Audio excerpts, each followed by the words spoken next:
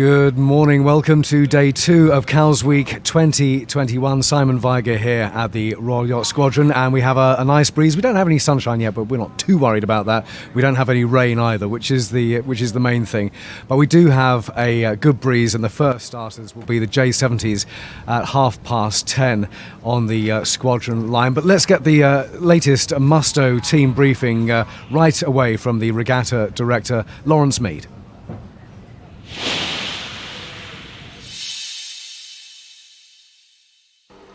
Good morning, welcome to day 2 of Cowes Week and the Musto morning briefing.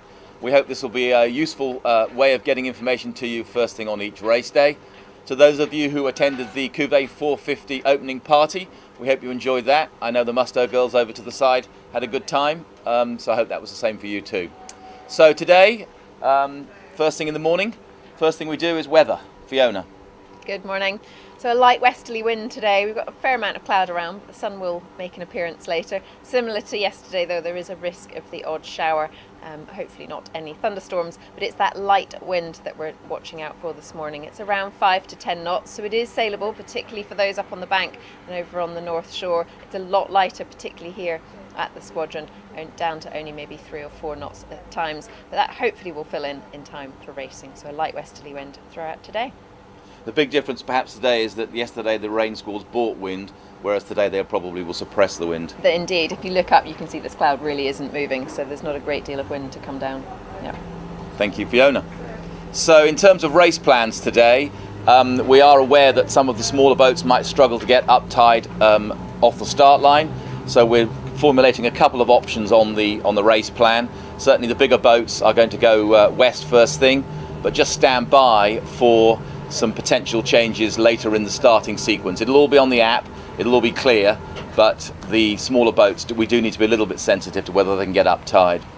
So carrying on the theme of Musto morning briefing, today's Musto ambassador, Hugh Brayshaw. Hugh, good morning. Hi, good morning. Welcome to Cowes Week. Thank you. So we thought today we'd just have a little conversation about the difference between inshore and offshore sailing. You're more of an offshore sailor.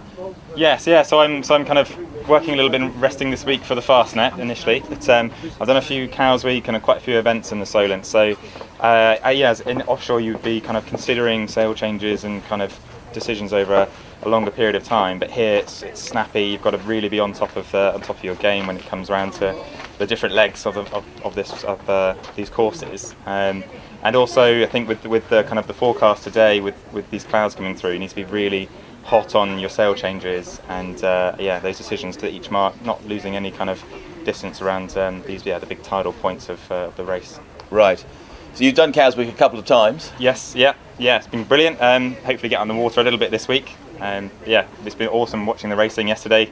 People going up the green against the tide is always quite exciting. We always like a bit of up the green action at Cowes Week. Yeah. So just in terms of Musto gear, what's new for Musto gear that will be good for today?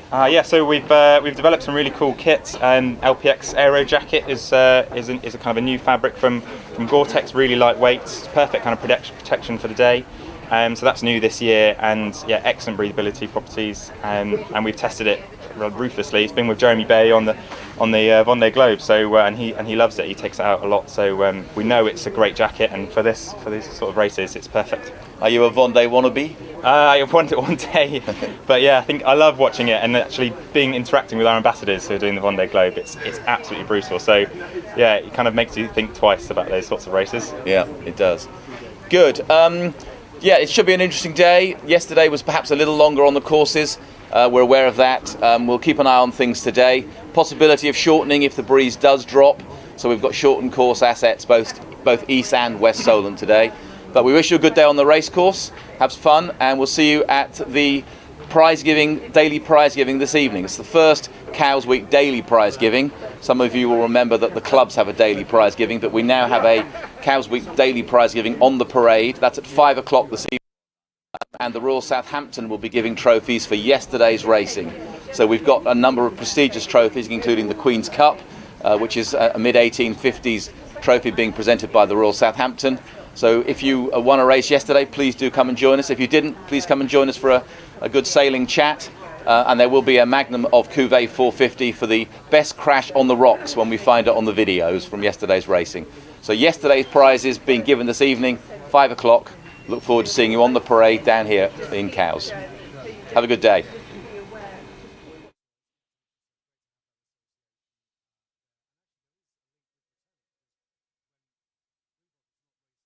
Cowes, will be on display at Britannia up in Leith Docks. So, Yeah, absolutely. Maybe I could mention that next year we're going to have an Uffa Fox regatta here, run by the Royal London, and we're hoping to get Cowslip down, which was the Flying great. 15. Yeah. She's in a slightly tired state at the moment, but we hope to get her refurbished and get her down. And the regatta is for all Uffa Fox designs, but that's not until next August. well, we have an Uffa Fox sing-along here every day on Cowes Radio. We play him singing A Life on the Ocean Wave, so he's a big part of the radio station here at Cowes Live. Cowslip's in the museum, isn't she? Or She is. Or she was? No, she's up in Scotland at the moment. Right. She's up in Scotland, but she needs a bit of work.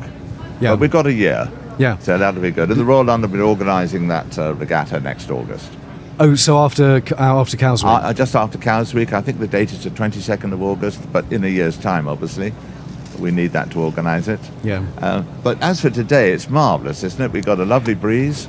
Yeah, J70's checking out their spinnakers there. Yes. And but the Royal London, obviously you have lots of members. Yeah. Are there particular classes that the Royal London Well, members... the Royal London class is really the daring class. We have a lot of daring. Of course, we've been organising racing since 1838, but the daring class is our main class. And then, of course, we have some cruisers as well. The darings, I think, were going well yesterday.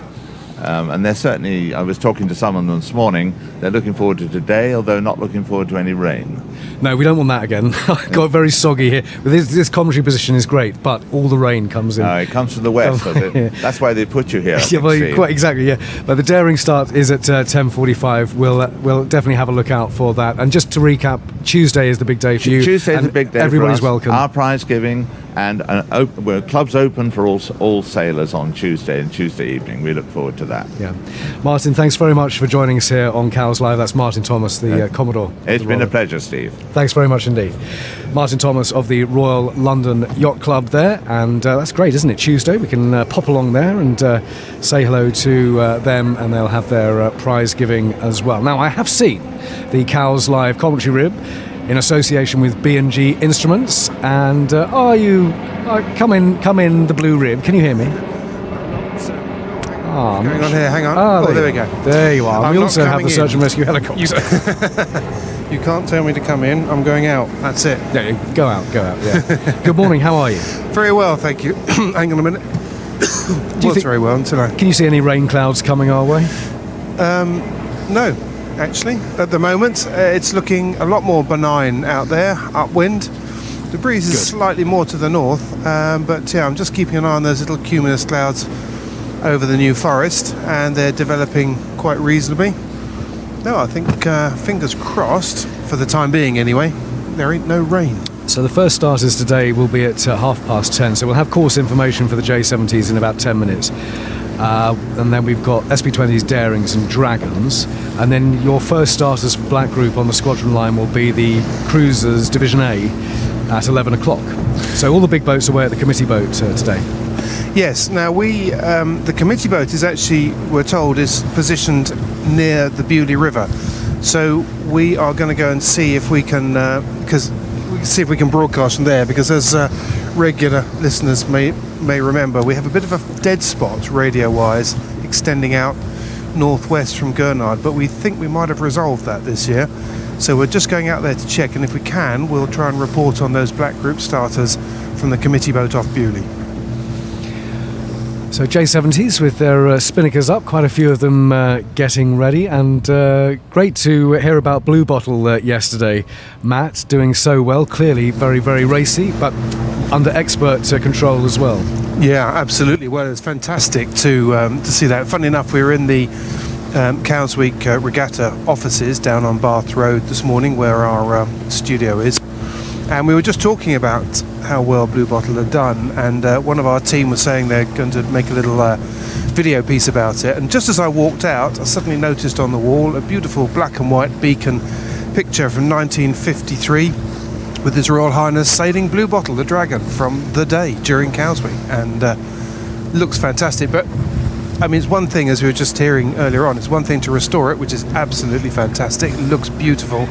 But to go out there and to go and deliver a race-winning result was pretty special too. We will look out for them. The Dragon starting at 10:50. And what are your B&G instruments telling you at the moment? What sort of breeze have you got there? Well, interesting. It's fairly light at the moment. It's 5 knots. We've had so I've got a plot basically, so I can actually look at what's been going on over the last 30 minutes. And currently we've got 5.7 knots. We've had a maximum wind speed of 9.3 knots, and it's sort of hovering around that sort of 6 or 7 knot region at the moment, and it doesn't look like for the time being that it's going to build that much more at present, but it is still early days, obviously. Right, well, we'll get the latest sailing forecast in about 5 minutes from Fiona. We'll get the race sequence underway as well at 10:30 with the J70s. The Y Group starters today on the committee boat line are the Etchells, so we won't be seeing them. Guest commentary today, Matt, comes from the XODs, so that'll be at around 12:30, 12:40 is their start time. But we've got lots of guest commentators through the week, and it'll be the XODs. Remember, you've got an XO at the end of the week on Friday. You've got an XOD commentator coming out with you, or have you not been told that? Oh, he's gone again. Oh well, there we are. As the seagulls come over the squadron here. As they say. Oh, there we go. I'm back again, I think. One good turn deserves another. Are you back? I'm yes. back, Yes. yes. Did you know you've got an XOD commentator coming out Yes, with I you? saw that. That's excellent because, it's great to have someone who can recognise the fleet straight away and call out the names rather than having to look down a list and remember. It's certainly very... one of the other things we saw yesterday was that whilst the X-Boat fleet is smaller than we've seen in the past, it's still a big fleet. And the one thing that hasn't changed, irrespective of what size the actual fleet is that it's still incredibly competitive. And some really close racing, some very, very experienced sailors on board those boats. I spoke to a few of them when they got in, and they were just buzzing. They'd had a fantastic race. It was really tactical, very tricky, and they all thoroughly enjoyed it. I'm joined now by Hugh Brayshaw, who's here racing in the Fastnet at the end of Cowes Week. The Rolex Fastnet, of course, is in a week's time, so we'll be doing all of that commentary here on Cowes Live, or Fastnet Live, next Sunday. But before we talk Fastnet, Hugh, what's your Cowes Week experience? What do you usually sail here at Cowes Week? I've done a few Cowes Weeks on various boats. We had a lot of Figaro 2s in previous Cowes Weeks. We would do some good fleet racing between a lot of us. A bit on Sunfast 3600 as well. Good rated boat for Cowes Week. But this week, just working for Musto and keeping an eye on things and preparing for the end of the week. Okay, so you're doing the Musto work. You're not getting to get out racing this week. Yeah, unfortunately not. I think we've got the boat that I'm doing the Fastnet on, the Figaro 3. We're going to take out on Tuesday, and we want to have people down from the office and show them a little bit on the water action of Cowes Week, which is perfect because it's great to see the start line this morning, but on the water you get the full experience. So how is the Fastnet shaping up? Do you have what's your long range forecast, for instance? Interesting. Well, I haven't looked at it too closely yet, because we have got a few days away. But it seems like we're getting a good kind of pressure fronts coming through, and I think it could be an interesting one, windy one. But it finishes in Cherbourg for the first time, so that'll be an interesting one once we get round the Scillies and have that extended leg down to Cherbourg. Looking forward to that last section. Yeah, and the Figaros. What sort of competition are you up against there? Who are your main competitors? So I think we've actually got our own start for the Figaros. So we won't be on IRC. So I think we've got 5 or 6 Figaro 3s coming over from France. And we're racing our kind of one design rules for that. Not too familiar with those teams, but as you know, the Figaro is so competitive all the time, so I'm expecting a really hard race for four or so days. Yeah, and what's it like racing those round the clock? It's brilliant. It's absolutely grueling. You've got to really manage yourself very well in sleeping and eating, and you can think you're having a fantastic race for the first couple of days, but if you just lose it for the last section, then you can really be down the back of the end of the fleet. But yeah, I couldn't encourage anyone more to go and have a go at it, because the racing's so tight, you learn so much, usually from your mistakes. But yeah, it's fantastic, and these new boats are really quite lively when it gets windy downwind. Yeah. Well, the Rolex Fastnet race is the pinnacle, but tell us how you started. Was it Optimist? What did you start? Good. Yeah, so I was a topper sailor in a very small. Another topper sailor. Yes, a small lake up in Northamptonshire called Hollowell Sailing Club, where I learnt quite close to people like Giles Scott. I think the Olympian is learnt up there. And then moved down to went to university in Falmouth and started doing offshore sailing and down in Falmouth, and then kind of caught the bug a little bit. That kind of, when you learn about the tides and the wind, when you go offshore, you really experience the full range of it. So that's what's really taken me on away from dinghies. Yeah. Well, we will look out for you. Thanks very much for joining us here on Cowes Live View, and good luck next week. It'll all be happening in a week's time out there, won't Awesome. No, thank you very much. Cheers. That's Hugh Brayshaw there from the Figaro class, racing here with Musto, and we will look out for Hugh in a week's time. But it's now 10:15 here on Cowes Live, so time for the latest sailing forecast with Fiona Campbell. Good morning. Well, that westerly wind is starting to pick up in certain places around the Solent. It's mainly to do with these cloud bands that are starting to appear. So some of that thicker cloud has broken up, and we've now got some cumulus streaks getting going. They will bring their own wind shifts as they move through the race areas. We've seen a fairly steady 6, 7, 8 knots, occasionally touching 9, and it's not really going to change very much, I don't think, for the next few hours. It's far enough round to the west, even clicking slightly north of that it's reaching most of the RYS line, and for those out on the committee boat starts, they should be in fairly clear air. As I say, not a great deal of change so far. I heard Matt say about looking up wind for the cumulus clouds and looking for any showers getting going. They're not close to the Solent yet, but they are going further to the north to Salisbury and Winchester, so we're not quite out of the woods for showers yet. Fiona Campbell, Cowes Live. The weather brought to you by 7 Star Yacht Transport, worldwide leader in yacht transport.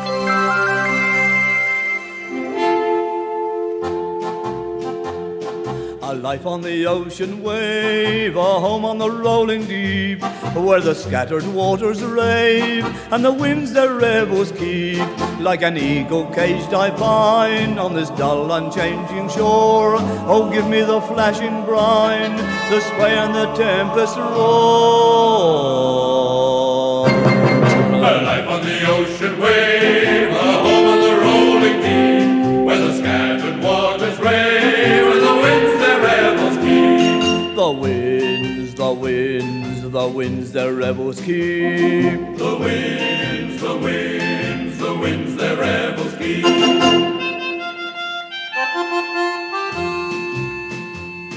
Once more on the deck I stand of my own swift gliding craft, set sail and farewell to the land.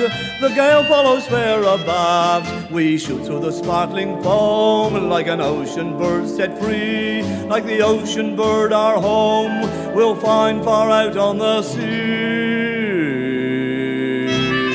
A life on the ocean wave, a home on the rolling deep, where the scattered waters rave and the winds their revels keep. The winds, the winds, the winds their revels keep. The winds, the winds, the winds their revels keep.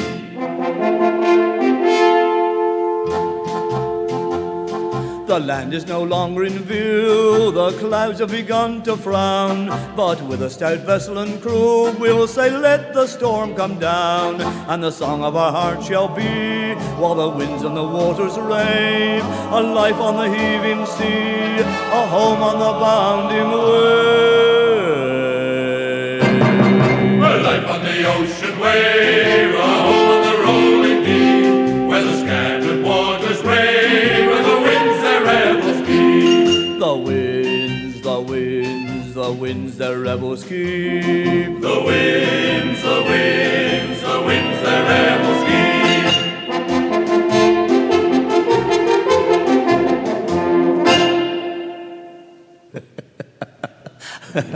That's my harmless tune. Arthur Fox with a life on the ocean wave here on Cowes Live, and as we heard from Martin Thomas of the Royal London Yacht Club, there will be an Arthur Fox inspired regatta here next year in August after Cowes Week, so any Arthur designed vessel can take part, and we will well, I'm sure they will be playing Arthur Fox tunes the whole time, but that was the legendary Arthur Fox singing along there to A Life on the Ocean Wave. Simon Viger here at the Royal Yacht Squadron, and Matt Sheehan's out on the B&G commentary rib. Did you hear that about the Arthur Fox Festival of Sail? I did, yes. That sounds absolutely fantastic. I made a mental note for that. I must stick that in the diary. That'd be brilliant. Well, it might be straight after Cowes Week. Who knows? But the Royal London are organising that, and Blue Bottle's got to be part of that, hasn't it? But Cowslip from the Flying 15s has got to be part of that. Anything designed by Arthur? Yeah, absolutely. No, that's really good news to hear about Cowslip as well, because that was such a famous boat as well. We are less than 10 minutes away from our first start. It's the J70s, and they got a very simple first course for their first race of the day, but it'll last just over an hour, their first race. They of course are competing in 3 races for the first few days of the regatta, and the first one will take them to a committee boat finish. So we'll have course confirmation of that, but that won't take an awfully long time to read out. I'm sure the SB20s will be doing a similar thing. Your first starters for Black Group will be Performance Cruisers A, and there are 3 divisions in the Performance Cruisers, and also a new Club Cruiser class. And I guess that's, Matt, is because there are some pretty racy cruisers and there are some pretty cruisy cruisers, aren't they? And they want to make it fair for everyone. Yes, absolutely. No, and I think that's been a really good move, because there is sort of a grey area, and these things change over years as well, where people tweak their boats, and we get sort of seasons when people get more competitive and seasons when people want to be slightly less competitive and more cruising orientated. And I think one of the great things about Cowes Week is that it's always been nimble enough to be able to move around and recognise where the trends are and make sure that it delivers the best racing for the broadest range of people. Talking about the best racing, just to quickly tell you, Simon, we're now down at the committee boat start for the big Black Group classes, and we're just to the west of the Bewley entrance, so we're right down here, and beautiful conditions, fairly light, 5 to 6 knots of breeze, maybe 7 knots occasionally, but lovely. Looks really rather nice. Great, we can hear you loud and clear. I thought you were much nearer than that, but we can hear you absolutely fine. So your first starts at 11 o'clock down there. Yeah. With Class 0. So yes, that's great. We've got full coverage of the committee boat starts and the squadron line starts here at Cowes Road. I can tell you that HMS Ledbury is swinging around gently on the mooring there, and will be pointing to the west pretty soon. So it's not... a lot of people, by the way, cheating the tide yesterday, Matt, who we saw them banging on the rocks there, but there was a lot of that going on all through the start sequence. Yeah, there certainly was. I mean, that's notorious, that shoreline for catching people out. We certainly got to figure out exactly where those rocks were, because we saw quite a few people go aground on them. And of course the next set of rocks, fortunately people didn't go aground on them, but it's the end of Egypt Point when you go around the corner. There's a couple there that usually catch people out quite often on the way back home, actually, when people are running against the shoreline and against the tide and trying to stay in. They come a cropper on a couple of those rocks. I've done it plenty of times.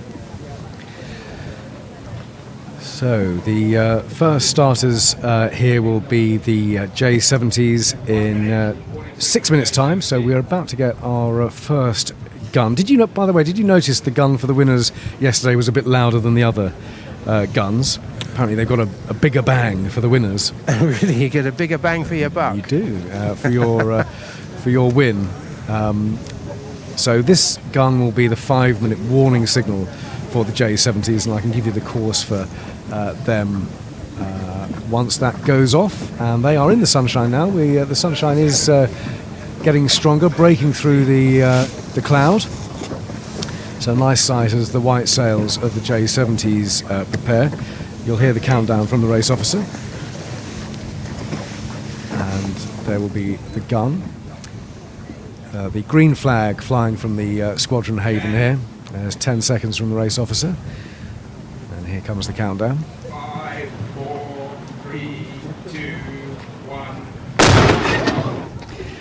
And that is the 5-minute warning signal for the J70s.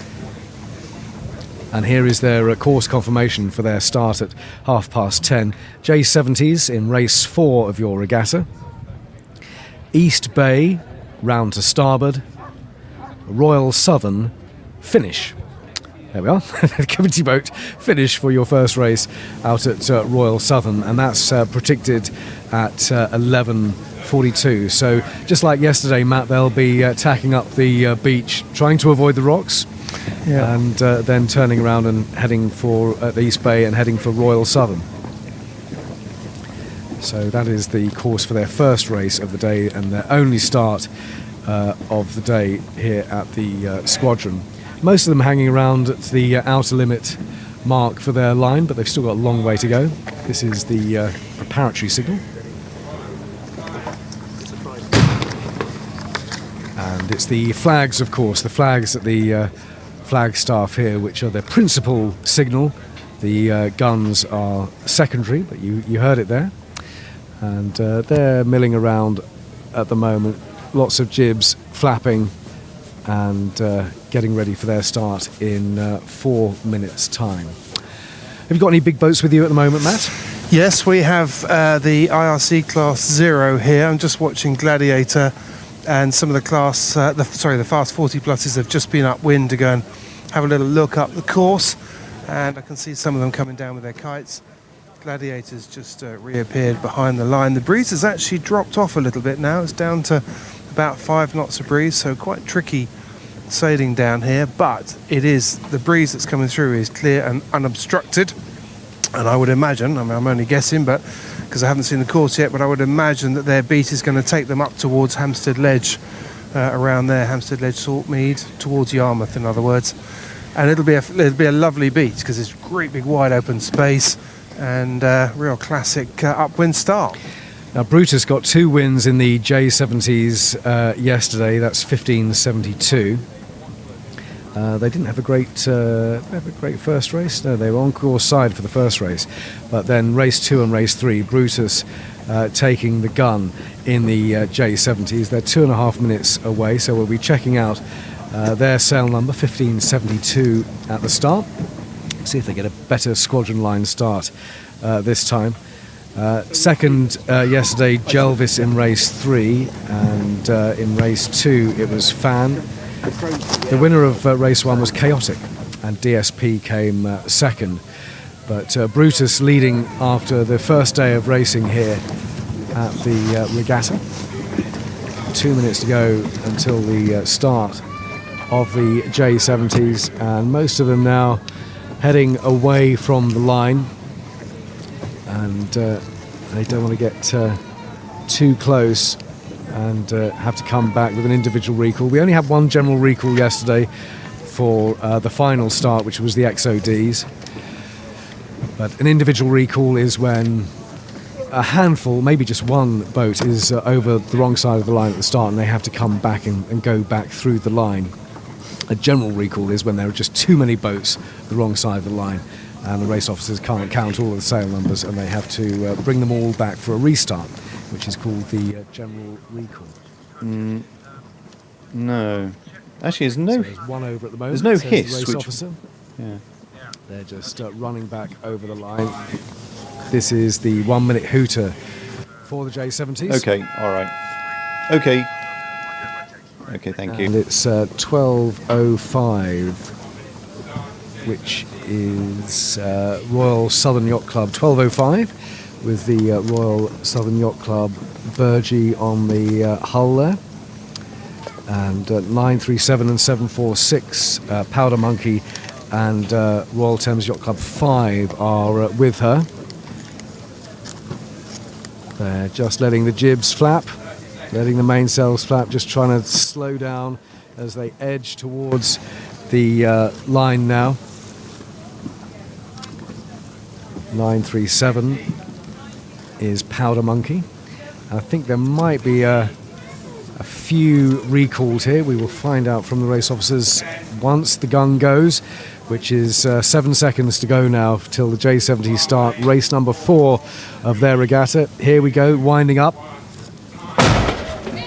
individual recall, says the race officer, but they're all very tightly bunched together at the outer end of the squadron line, and I can't see any coming back at the moment. 14:52 leading in towards the beach, which is Calypso. J70's underway. There is one coming back I can see, which is 972, and that is Yeti. Can't see any others. So in they come towards the Esplanade and towards the green now, and they're being led in by 14:52, which is Calypso, followed by 15:72 further up the line, Brutus, the leaders overall at the moment, 15:72. With them is 118 and 827 is Serre-Ville de Genève. And that gun there is the 4-minute gun for the SB20s. So as the J70s head in towards the beach, and we'll find out who is leading once they start tacking there. Here is the course for SB20s in their race number 4. SB20s, East Bay round to starboard, Royal Southern finish. That's the committee boat finish for the first race out at Royal Southern, just as it is for the J70s, and they're predicted there at 11:45. So the J70s are not coming in as close as they did yesterday. They have started tacking. 15:72 is Brutus, and they've gone about. So yeah, definitely not going in as close to the rocks as yesterday. I think possibly one of the key things today, Simon, is that the tide isn't running as strongly yet because we're an hour earlier. So there's probably less reason to get really tucked in towards the shore and more reason to stay out in the breeze because the breeze is a little bit lighter and the tide's a little bit slacker. So off they go. They've got 3 races today. This is race number 4 in their series because they had 3 yesterday. And the SB20s, not as many of them as in the J70s, but they're getting ready with 2.5 minutes to go. 746 in the J70s is one of the Royal Thames Yacht Club J70s. Very popular sports boat class, as we were saying yesterday, and lots of them based here in the Solent. So off they go, and then we focus on the SB20s who are preparing for their start. They're distinctive with their grey sails shining in the sun. 2 minutes to go until they get underway. There's an SB20 called Carnage. Doesn't bode well, does it? Well, I wonder who the skipper of that is. Captain Chaos. Sail Navy is in the SB20s as well. And who else? We've got Mutts Nuts had a good start yesterday, I seem to remember. And Boomerang as well. Glasgow Kiss had a good start, didn't they? That's 37.50. I was looking down the list of sailors, or in fact bumped into quite a few of them in the High Street yesterday afternoon, and that's a very competitive fleet. I mean, it's not quite as big as it used to be in the past, but it's still a very competitive fleet, and they also had some really good racing yesterday by the sounds of it. So this is the 1-minute hooter.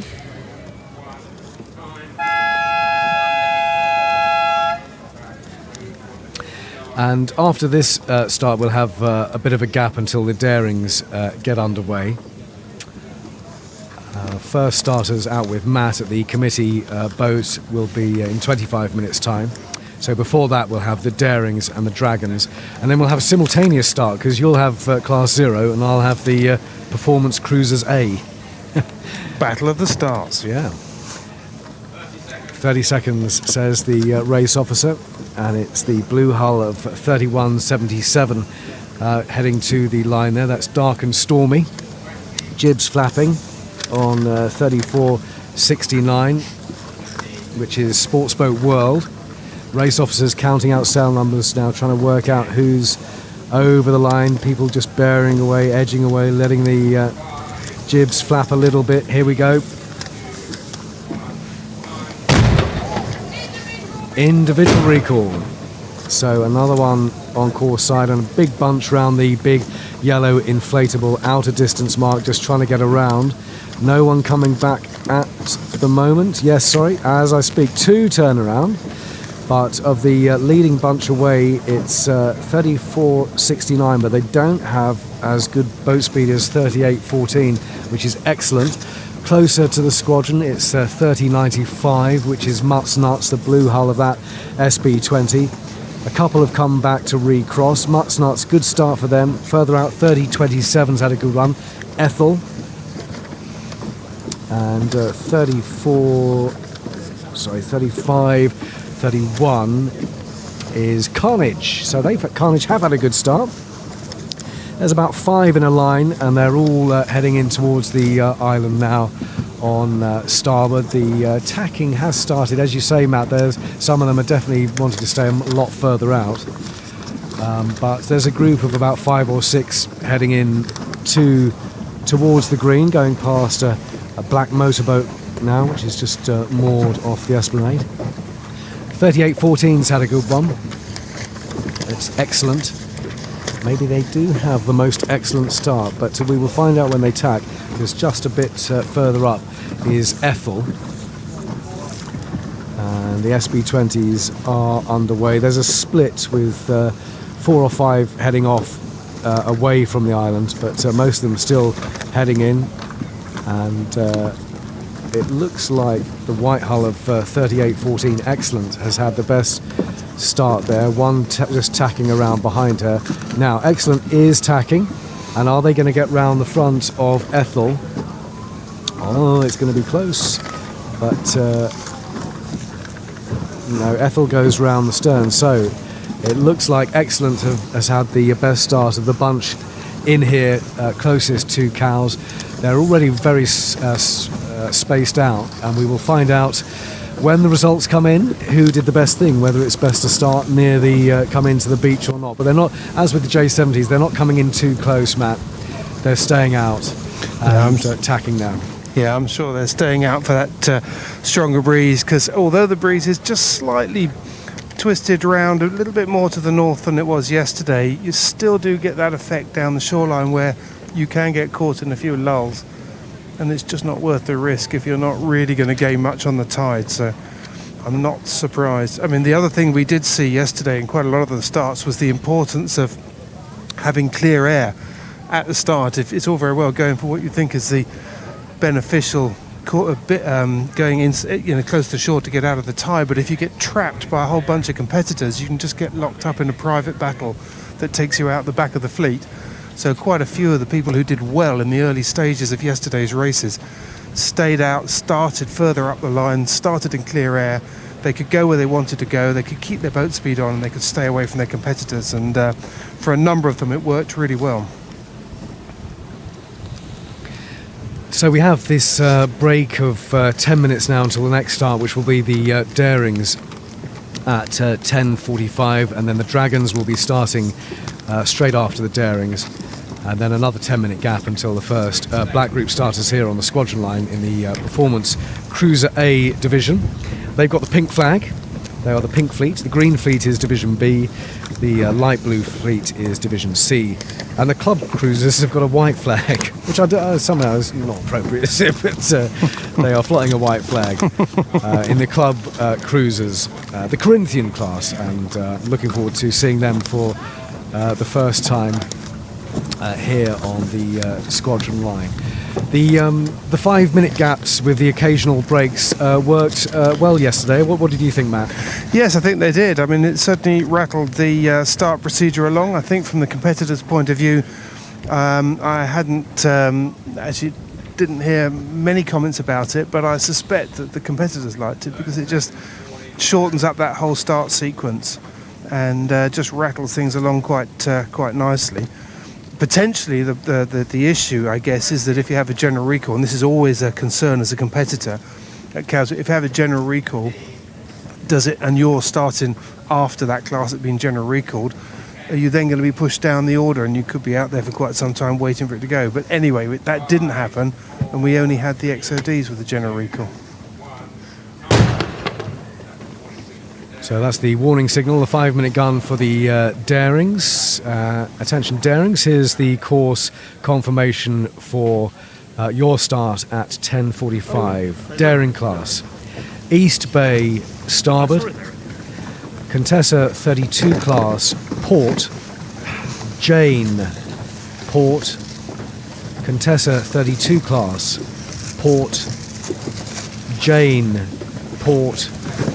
QXI International starboard line. It's the breakwater finish line for the Darings, and that's predicted at 1:30.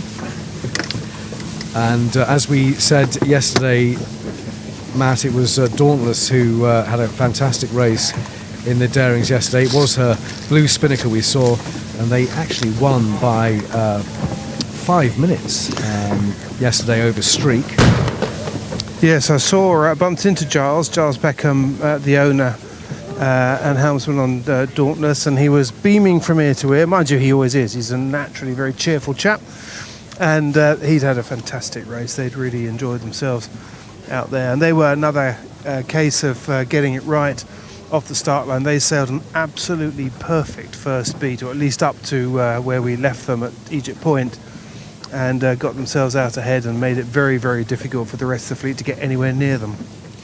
Well, big winning margin yesterday over Streak in second, and Defender was third, Audax fourth, and Dynamite came in fifth.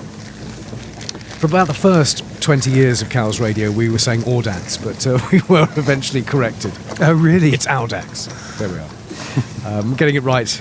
Never wrong for long, or indeed, never wrong for more than 20 years here on Cowes Live. The Darings are 3 minutes away from their starts, and jib flapping on the white Daring of 37. Who else have we got? Number 3 just reaching away from the squadron, which is Dauntless. And this exclusively Cowes class is competing here on day 2 of the regatta. Simon Viger at the squadron, Matt Sheehan out on the B&G Instruments commentary boat. Any change to your wind speed out there at the Black Group committee boat? Oh, it's pumping the bilge or something like that. But he'll be back. He's got the Black Group starters at 11 o'clock out on that committee boat line. The Daring is now mustering, and most of them actually beyond the yellow mark, the outer distance mark for their start line. Some of them heading away from the line. The Darings have all got 3 red arrows on their sails, those chevrons. And all of this class based here in Cowes.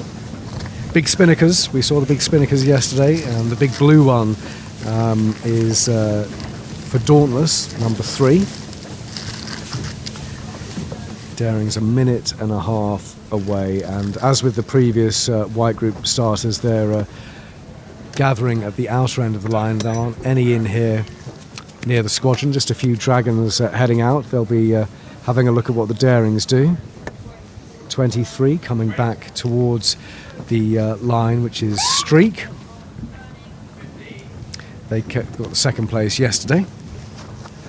Just over a minute to go, we'll hear the hooter as they come in. A good breeze here for the Darings in their start. So this is a minute to go, hooter.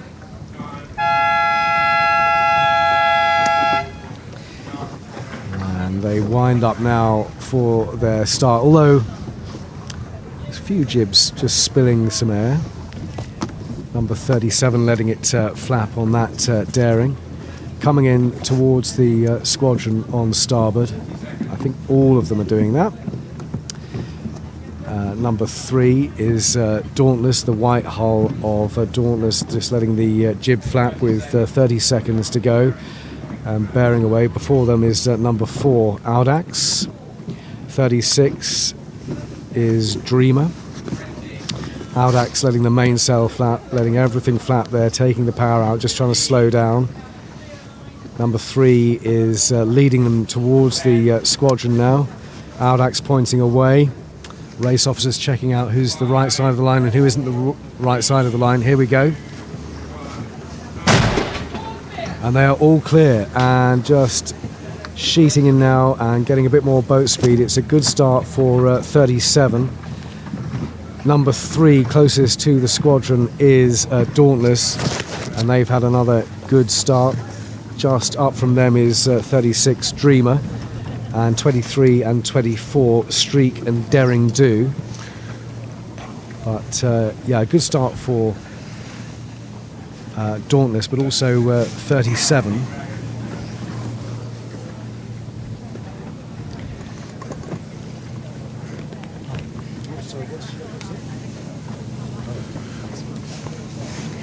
So the Daring's underway. Number 15 has tacked. They've gone on to port. That's Dolphin. But the Daring's heading in towards the Esplanade. Most of them, let's see how far they come in. Number 3 and 36 following her, Dreamer. 24 and 23 have tacked, 37 has tacked. Most of them have gone on to, and yes, now Dauntless does tack just in the moorings there, the motorboat moorings. So they are not going to go in too close, they don't need to.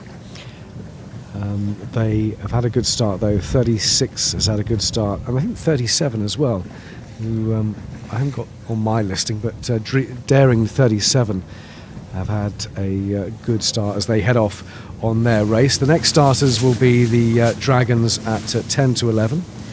So here's course confirmation for the Dragons. East Bay, round to starboard. Rourke, port. Williams Shipping, port. QXI International, port. Royal Thames, port. Ancaster, starboard line. It's the breakwater finish line again for the white group today. Dragons predicted there at 1:30. And I meant to say on that previous course for the Darings, there's a mark called Mark 47 is called Contessa 32 class. So that's a mark called Contessa 32 class. It's not the race course for the Contessa 32. I did wonder that yesterday. Actually, it was it sounded quite confusing, didn't it? That was used. That's being used by the Darings. It's not being used by the Dragons. Just to add to the confusion. Yeah, they should have a mark called Sigma 33 class, shouldn't they? Or something like that. Just to really confuse it. The course, I mean, certainly the initial stages of these courses, as they're being set, look very similar to what we saw yesterday with the first mark, as you've been saying, East Bay around the corner. And anybody who's thinking, East Bay, I don't remember East Bay. Well, it's because it's a new name for a mark that I think that used to be called Elephant in the old days. Oh, right. But no doubt people will email in and correct me, and that'll be absolutely fine. But I think it used to be Elephant. Basically, it's just off Gurnard Sailing Club, so it's just around the corner. And they were using that mark yesterday, and that means it gives the fleet a nice upwind leg. They go round the windward mark, and then they head downwinds. They're heading in a northeasterly direction to Rourke, which is just off the Bramble Bank, just on the southwestern corner of the Bramble Bank. So a bit of a upwind, downwind first two legs, just like they were doing yesterday.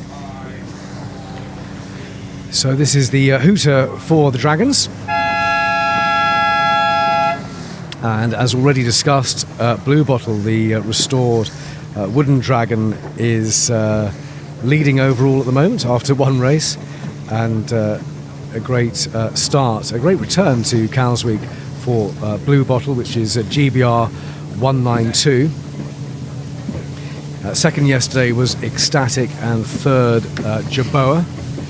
And the Dragons with their jibs furled, getting ready for the start with 30 seconds to go. It's 791 with the jib not furled on Christiana, just reaching down towards the squadron. Behind her is 682 with sails flapping on Ecstatic, and they've tacked actually. And Christiana tacking as well. 192 Blue Bottle is near to Ecstatic, gleaming in the sunshine and the Solent chop. individual recall, and it looks like there's, well, obviously at least one over the line there. And they are coming back on Christiana. Good start for 763, which is Bertie. And further up the line, Ecstatic, followed by Blue Bottle, the navy blue hull of Blue Bottle as they tack. They then have 810, a bit closer to the squadron, is Badger. And 761 is Jerboa. But I reckon the best start there is for 682. For the few dragons which were right out at the outer end of the line, a good start there for Ecstatic. But a split already, a big split with 763, Bertie still coming in towards the moorings. But Ecstatic clearly with the best start there, and they're all on their own. They're being chased by Blue Bottle, they're being chased by 777 Furious. But Ecstatic with several boat lengths advantage already, and doing very well indeed. 763 Bertie still coming in towards the Esplanade, but they're really on their own on that tactical call, and it looks like better boat speed further out, more wind out there, but who knows. 682 Ecstatic, I think, with the best start there for the Dragons, and we will find out at the end of the day when they come in for their gun if they've got the victory. They got a second yesterday, and they will be very, very happy on Ecstatic if they win today. But being chased by Blue Bottle and 810 and 777 as well in the Dragon class. We've got a break of 10 minutes until the next starters here. Performance Cruisers A will be starting at 11 o'clock, but simultaneously there will be a committee boat start for Class Zero. I can actually see in the background of the Dragon start, I can see the J70s with their spinnakers up. And I can exclusively reveal that it's a white spinnaker leading. There are some other colours in the J70 class. Other colours are available. Other colours are available, but the leading two spinnakers are white, followed by a red one, a blue one, a red one, a blue one, a white one, a purple one. Purple! There's only one purple one. There we are. So the J70s starting with their spinnaker run, and we'll see the SB20s, I'm sure, soon enough, and the Darings as well. The Dragons are away, and a really good start there for Ecstatic, Matt. Yeah, that all sounds very good. Meanwhile, out here at the committee boat start for the first start of the day out here, just off the off Bewley, is IRC 0, and they've got just avoiding someone here. Everybody's now back behind the line. They've all had a look upwind, most of them anyway, had a look at the conditions, had a little test of the conditions, and have come back, and they've got what is it? Looks like about 7 minutes to go until their start. And the first off, as I say, is going to be IRC Class 0. And yesterday it was Kumbu that won the race, and Ran was second, so that was two fast 40 pluses that won yesterday. We didn't see, one of the boats I was looking out for yesterday was Richard Matthews' new oyster catcher, which we haven't away from Gladiator. Haven't seen Richard Matthews' new oyster catcher. It's on the entry list. I was hoping that I saw it in the river this morning. It's an absolutely gorgeous 52-footer, brand new, bright blue, looks superb, looks really wicked actually.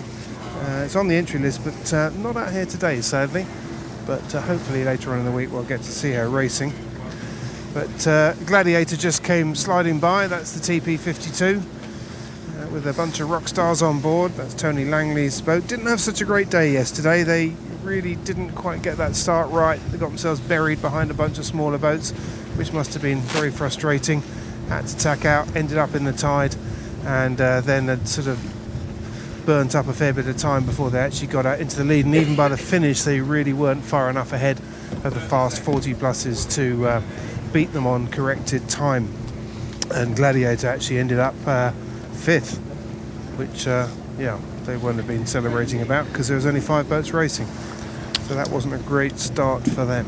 And in Performance Cruisers A yesterday, Panther was the winner, a Mum 36, so we'll also have their start in just over 5 minutes time. In fact, I can give you their course now, as their pink class flag is hoisted here at the squadron. So 5 minutes to go until the start for Performance Cruisers A here on the squadron line. And here's course confirmation for the Pink Fleet in Cruisers A. Kilburn and Strode Patents round to port. Laidmark 8K port. Gurnard Ledge port. Zwerver port. Yacht Databank starboard line. It's the squadron finish line for them, and that's predicted at around 2:30. Yacht Databank is the final mark for the Performance Cruisers. Have you seen Yacht Databank on your travels? It's out near you. It's out near the entrance to the Bewley. Oh, is it? So- Yacht Databank? Oh, yes, so it is, yes. So Yeah. we're going to have finishes coming in towards Cowes from that direction. So just 3 minutes and 45 seconds to go until our simultaneous synchronised starts here. You do class 0, and I'll butt in with a bit of cruiser stuff Okie dokie. when you got a moment. We've got 3.5 minutes to go until the start. Seeing the, as is so common with the Grand Prix boats at least, they've all come and pinged each end of the line. In other words, they've gone past the committee boat and they've pressed a button to mark it in their chart plotters. They then go to the other end of the line where the buoy represents the other end of the line. They go and ping that, put that in their system, and then that means that they have the chart, the actual exact position of the start line on their computer screens, and from that they can tell how much time they have to burn, and or not, as the case may be. And so we usually expect to see with these Grand Prix boats very accurate starts. So nothing like setting the bar high. Just launching our drone, as you might have heard it just whiz off there. That's jolly good. So hopefully we'll be able to get some live pictures back to anyone who's watching the live broadcast today.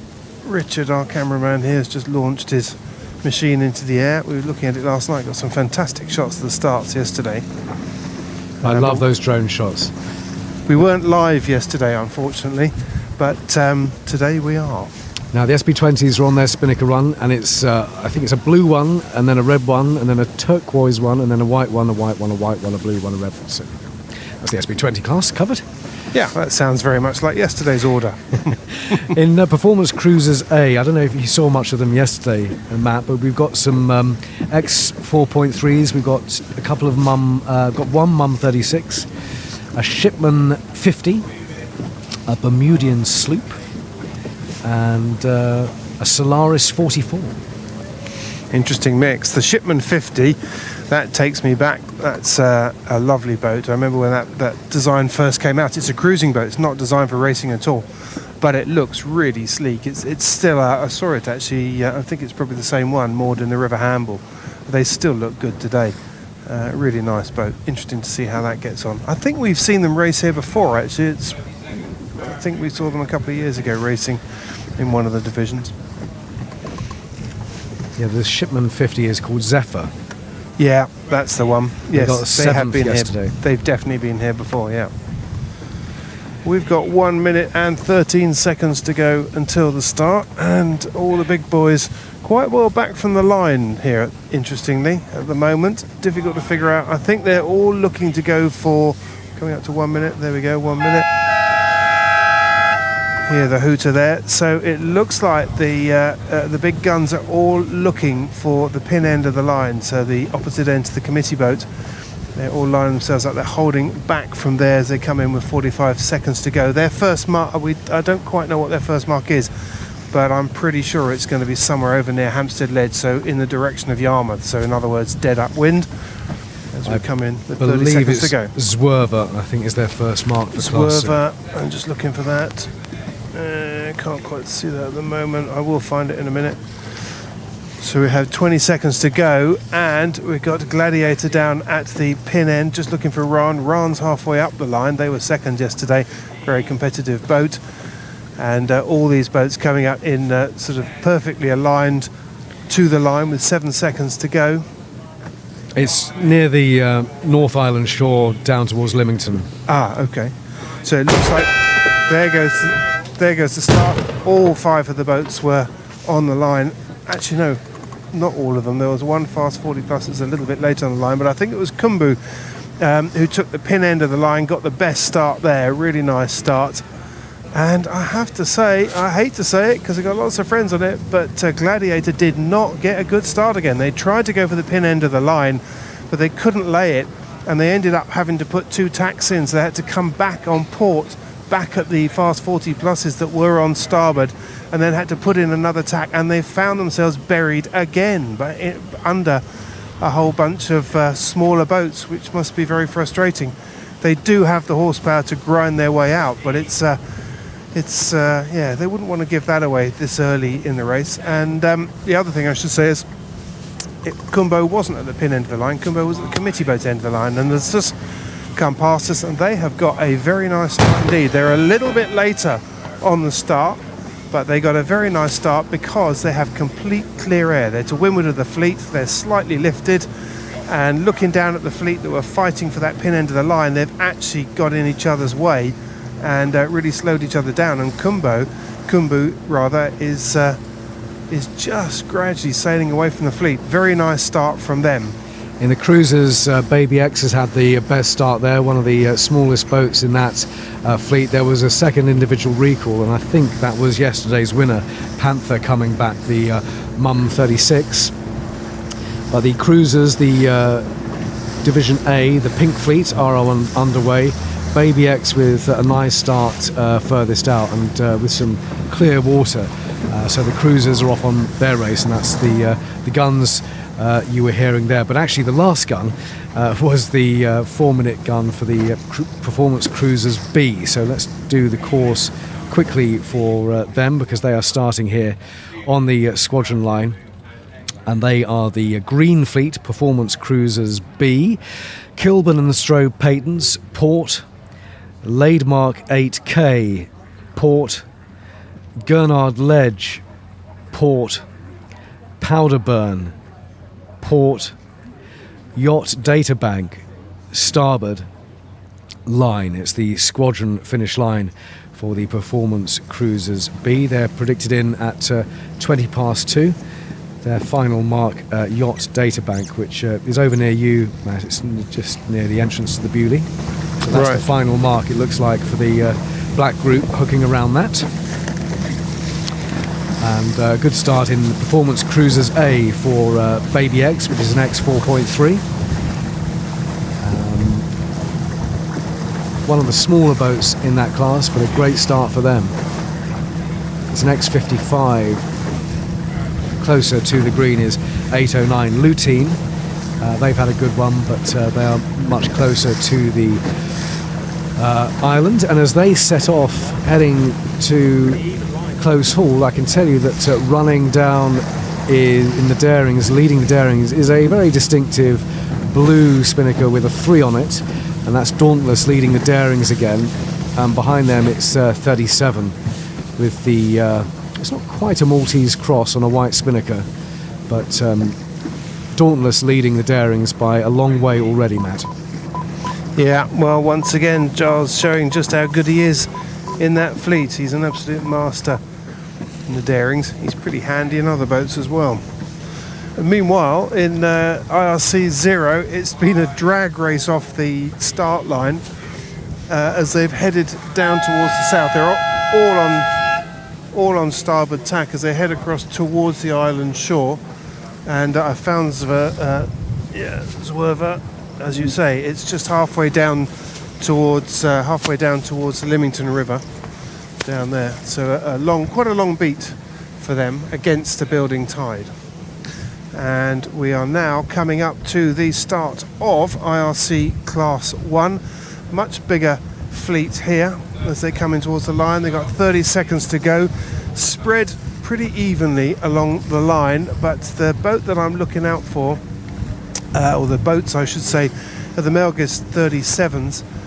Ian Atkins Melgis 37. I can see that down towards the pin end. In fact, both of those boats, and the reason I'm looking at those is I know that they've got some very experienced crew on board and all the toys electronically, and they've decided that it's the pin end to go for as well. And they look to be Yeah, pretty good Line clear. shape down there. Great start here, Matt, for 39.23 in the cruiser division. B, the Green Fleet, 39. Oh no, they're the Pink Fleet. They're still starting. So in the Green Fleet, it's 7.04, which has had the best start there.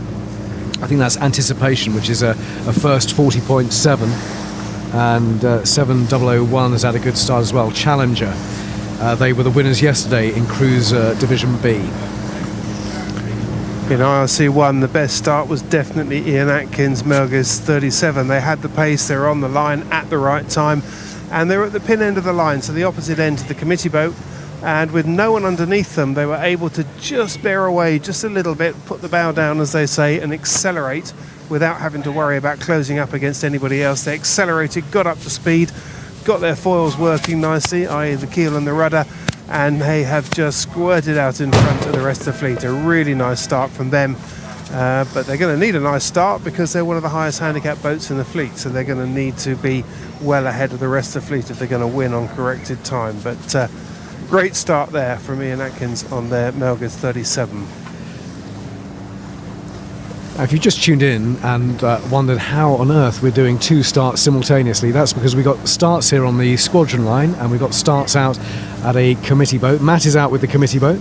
I'm here on the squadron line, and we have some simultaneous starters. Here we've got Cruiser Division B starting, the Green Fleet. They are underway, and next it'll be the quarter tonners. Here's course confirmation for the quarter tonners starting at 11:10. Kilburn and Strode Patents round to port. Powderburn, port. Craftinsure.com, port. Powderburn, port. Yacht Databank, starboard. Lines. RYS line 1 is the finish line for Black Group, and they're finishing. That predicted finish for the quarter tonners is at 2:45. There or thereabouts. They'll be starting in 2 minutes 45 here at the squadron. And who have you got next, Matt, with you? We've got IRC2, but before I talk about them, just another quick word on IRC1. Interestingly, looking at the results from yesterday, Tony Mack, who's a seasoned campaigner in and around the Solent in his J111 McFly, he was second yesterday. Cobra won the race yesterday, and we're just alongside Tony Mack, and these smaller boats in IRC1 have decided to tack off early onto port and take the mainland route down towards the west, and I have to say they look like they're in pretty good shape.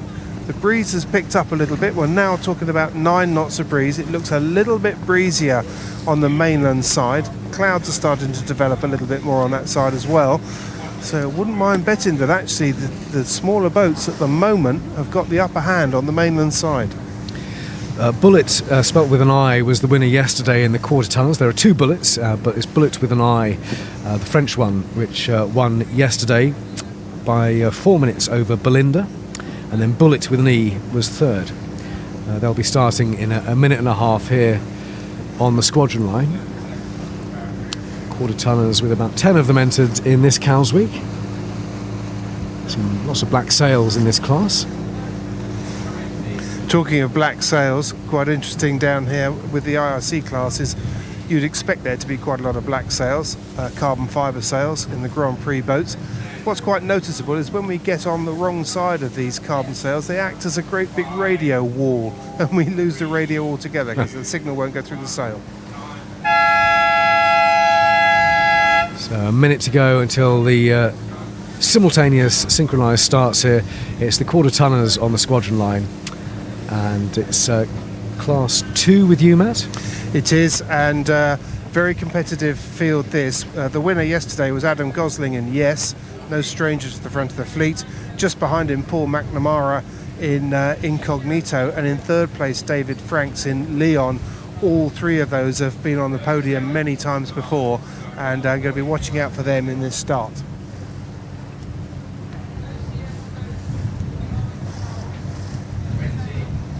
I say that, I think actually I've got that slightly wrong, because the next one is actually the Cape 31s, beg your pardon, it's the Cape 31s that are next. Got ahead of myself. Quarter tonners coming into the line, and they're being led in by 7891, which is Bullet, the winner yesterday. And they're all clear, so another good start for Bullet with the French sail number. It's the orange quarter tonner 2736, closer to the Squadron Joker, which has had a good start with grey sails, and a Spanish sail number 3090, which is Cote in the quarter tonners. I think they've had the best start there, Matt. Good start for Bullet, good start for Joker, but the Spanish quarter tonner further out has had a great start there.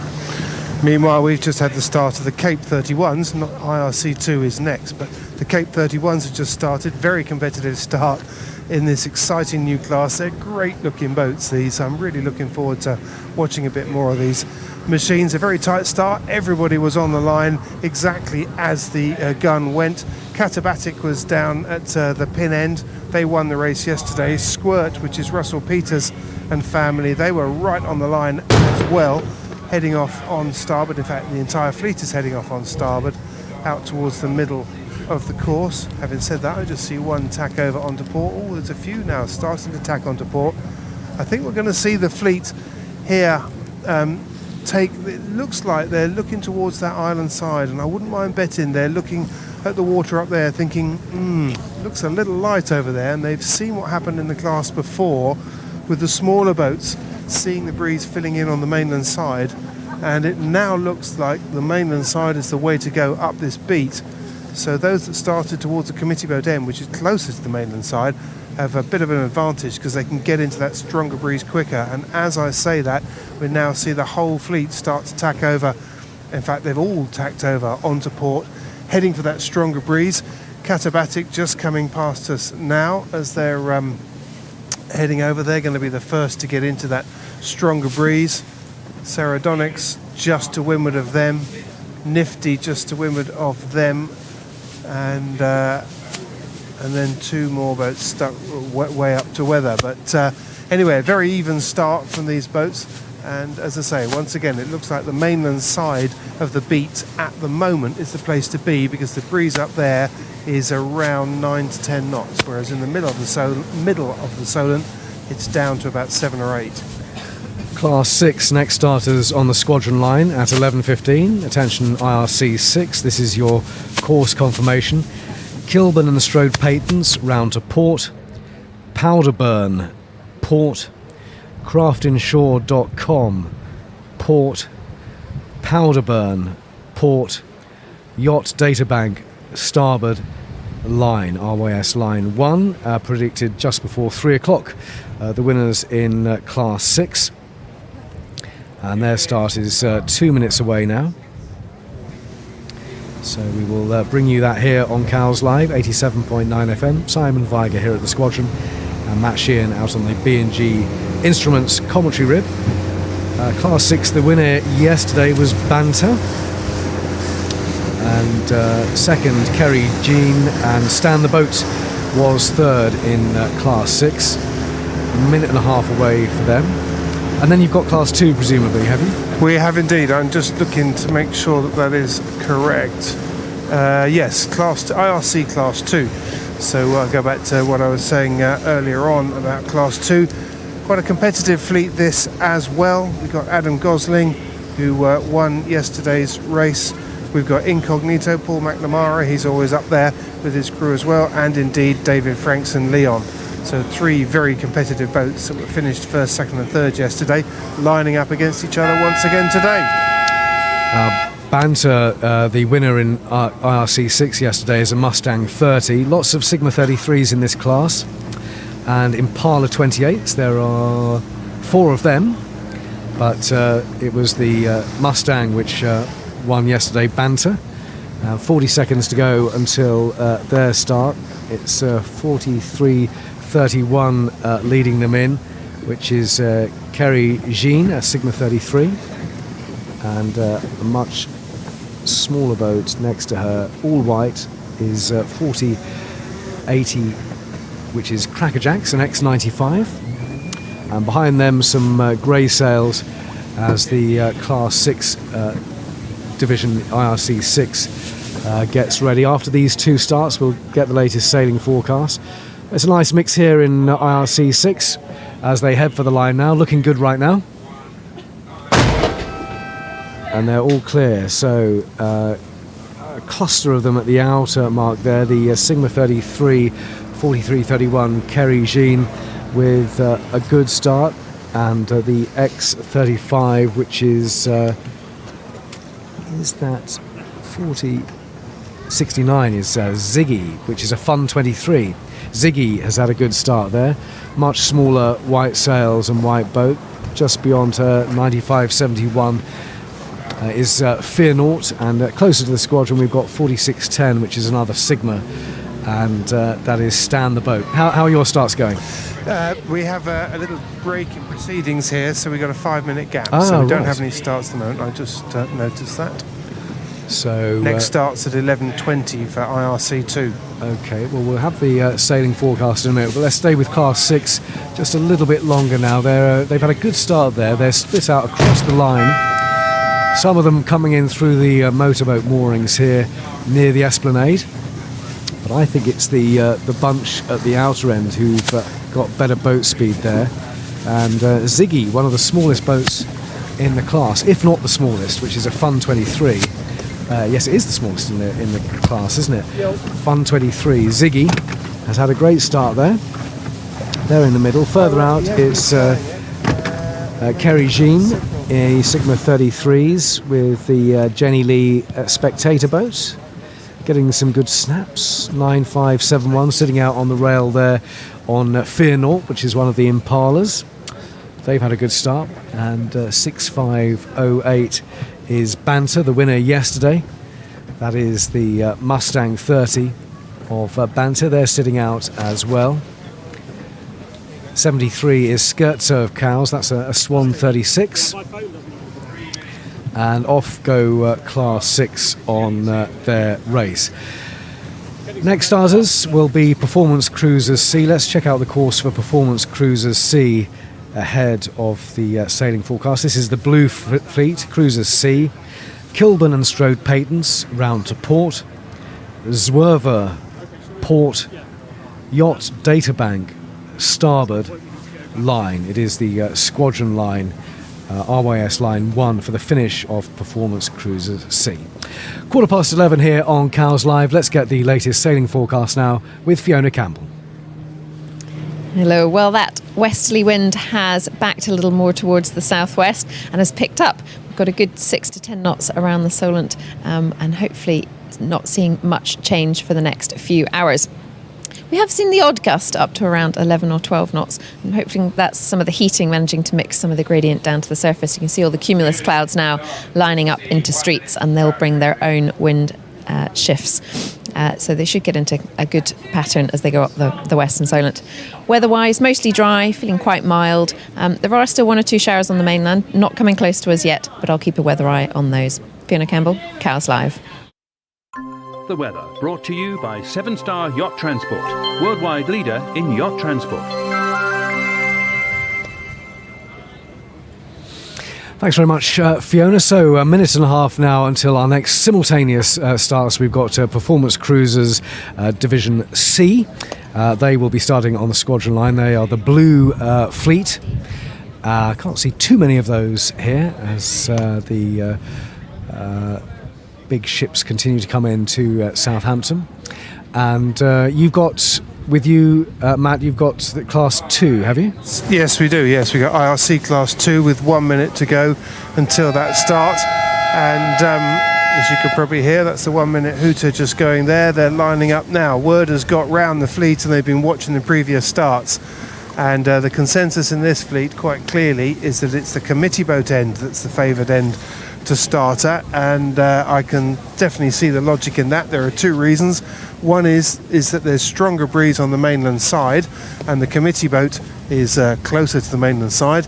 The other reason is that the tide has now been building, as it would do, and so the fleet wants to get towards the mainland side to get out of the tide as well as they go upwind. So there's a lot of reason to be at this end, and there's a lot of people bunched up here, and guess what? It's the culprits you'd expect to see. Adam Gosling in Adam Gosling in Yes. Leon is stacked up there. Incognito's there. They're all trying to squeeze in around the committee boat. The bows go down with a few seconds to go. It's going to be It's going to be clean, but it was tight, that's for sure. Really tight getting off that line. But Adam Gosling's Yes is the second boat down from the committee boat end of the line. Got a very, very nice start there. Nice clear air. I'm just looking for Leon. I think they got a little bit buried, Leon. They'll be a bit frustrated at that. Yep, I can see them just further down in the fleet. They didn't quite get their noses ahead in the way they would have liked to have done. Adam Gosling now, having got a good start, tacks over onto port because they want to get to that mainland side. They want to get into the stronger breeze and out of the tide. They've managed to tack over. They've got no one around them. They've just really executed the perfect start here and moving their way over. Meanwhile, Leon is struggling basically to break free, and they're only now starting to tack over onto port, so they've already lost some distance on one of their arch competitors. Yes, Adam Gosling's Yes, who at the moment got the perfect start in IRC2. Well, there's a clean start here also on the squadron line for Cruisers Division C, and it was the Sigma 38 Sam that was the winner yesterday. But here they've who's had a good start. 1378 had a great start, one of the Starborn 4. The darker grey sails of 4379, that's Isla, a D34. Further out, the Sigma 30, is that Sigma 38? It is, 8396 was the winner yesterday, Sam. 8396 is Sam, so they had a great day in the cruiser division. They're leading them in towards the beach at the moment, followed by a boat with a blue jib, which is 5630, that's Chartreuse, a half-tonner, so a real mix in this class.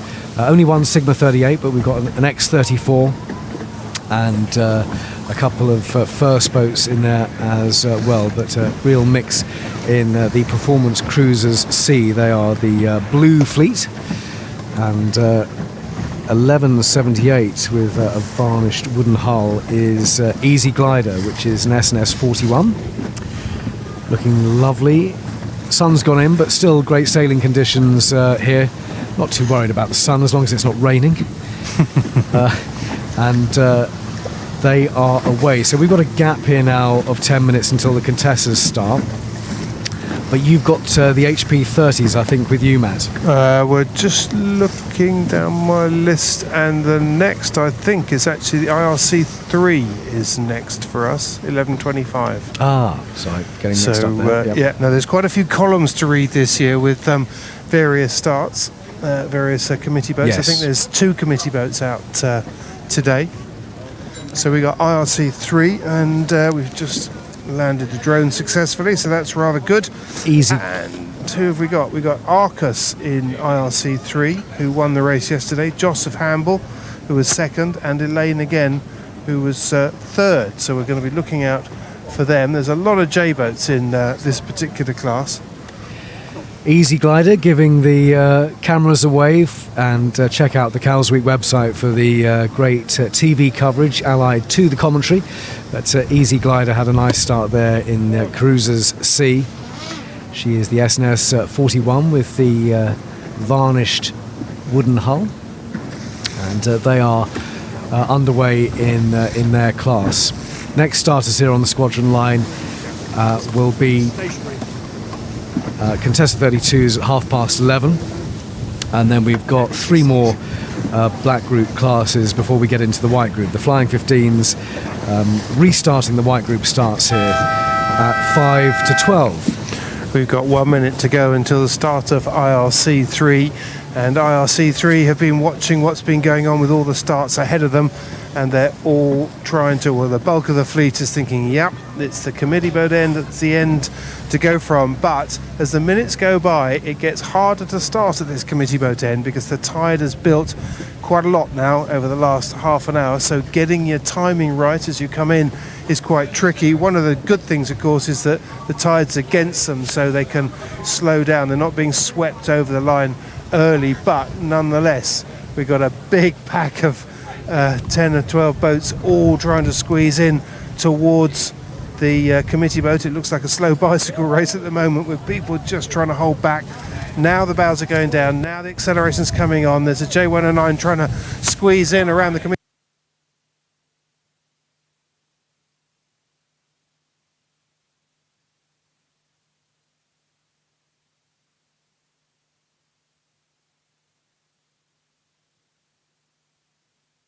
holding back and accepting the fact they're going to be a few seconds get the committee boat end of the line and therefore come out of it in clear air. I think that's a smart move, because looking up the course, what you want to be able to do is you want to be able to tack when you want to tack into clear air, and that's exactly what 3061 does. They came in late. It was an Archambault 35. Can't tell you what the name of the boat is at the moment, but they executed a very, very good start there by coming in just a little bit late, but giving themselves the clear air and the ability to tack off onto port, and they are romping away from the fleet now. That's Arcus. Well, maybe that's not a surprise. They won the race yesterday, and they're showing you how to do it again today.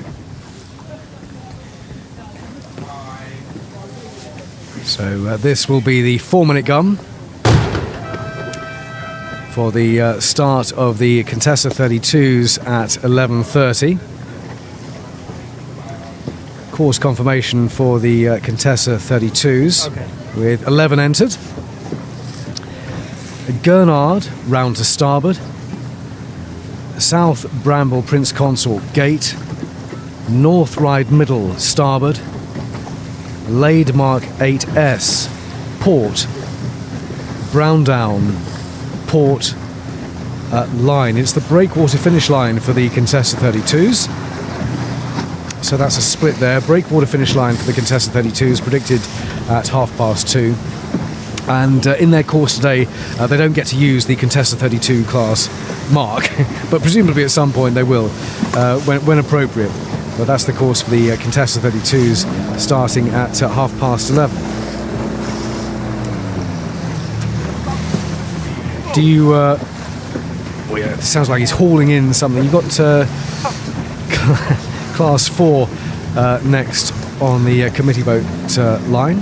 Yes, we have indeed. Yes, it just all got a little bit congested there for a minute with some of the back markers in IRC3 coming over the line. But yeah, IRC4 is next up for us.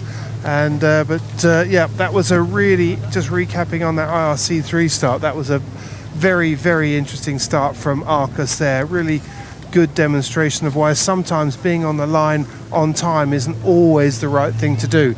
Doesn't happen that often, but in this case it was definitely beneficial to come in a little bit late, give yourself the space to be able to come around that committee boat and tack off, and then head towards the side of the course that you want, i.e. the right hand side, because the right hand side of this course is where the benefits are to be gained. There's more breeze up there, there's less tide, and in fact looking further up you also get a little bit of a lift on port tack as you get close to the shore. So the Contessa 32s with Drumbeats, the winner yesterday by almost 10 minutes actually. Drumbeats is 6.51 in the Contessas, and as with the previous classes, they're mustering at the outer end of the line. Multicoloured hulls, well, multi-blue hulls in the Contessa 32s, and a few white ones as well.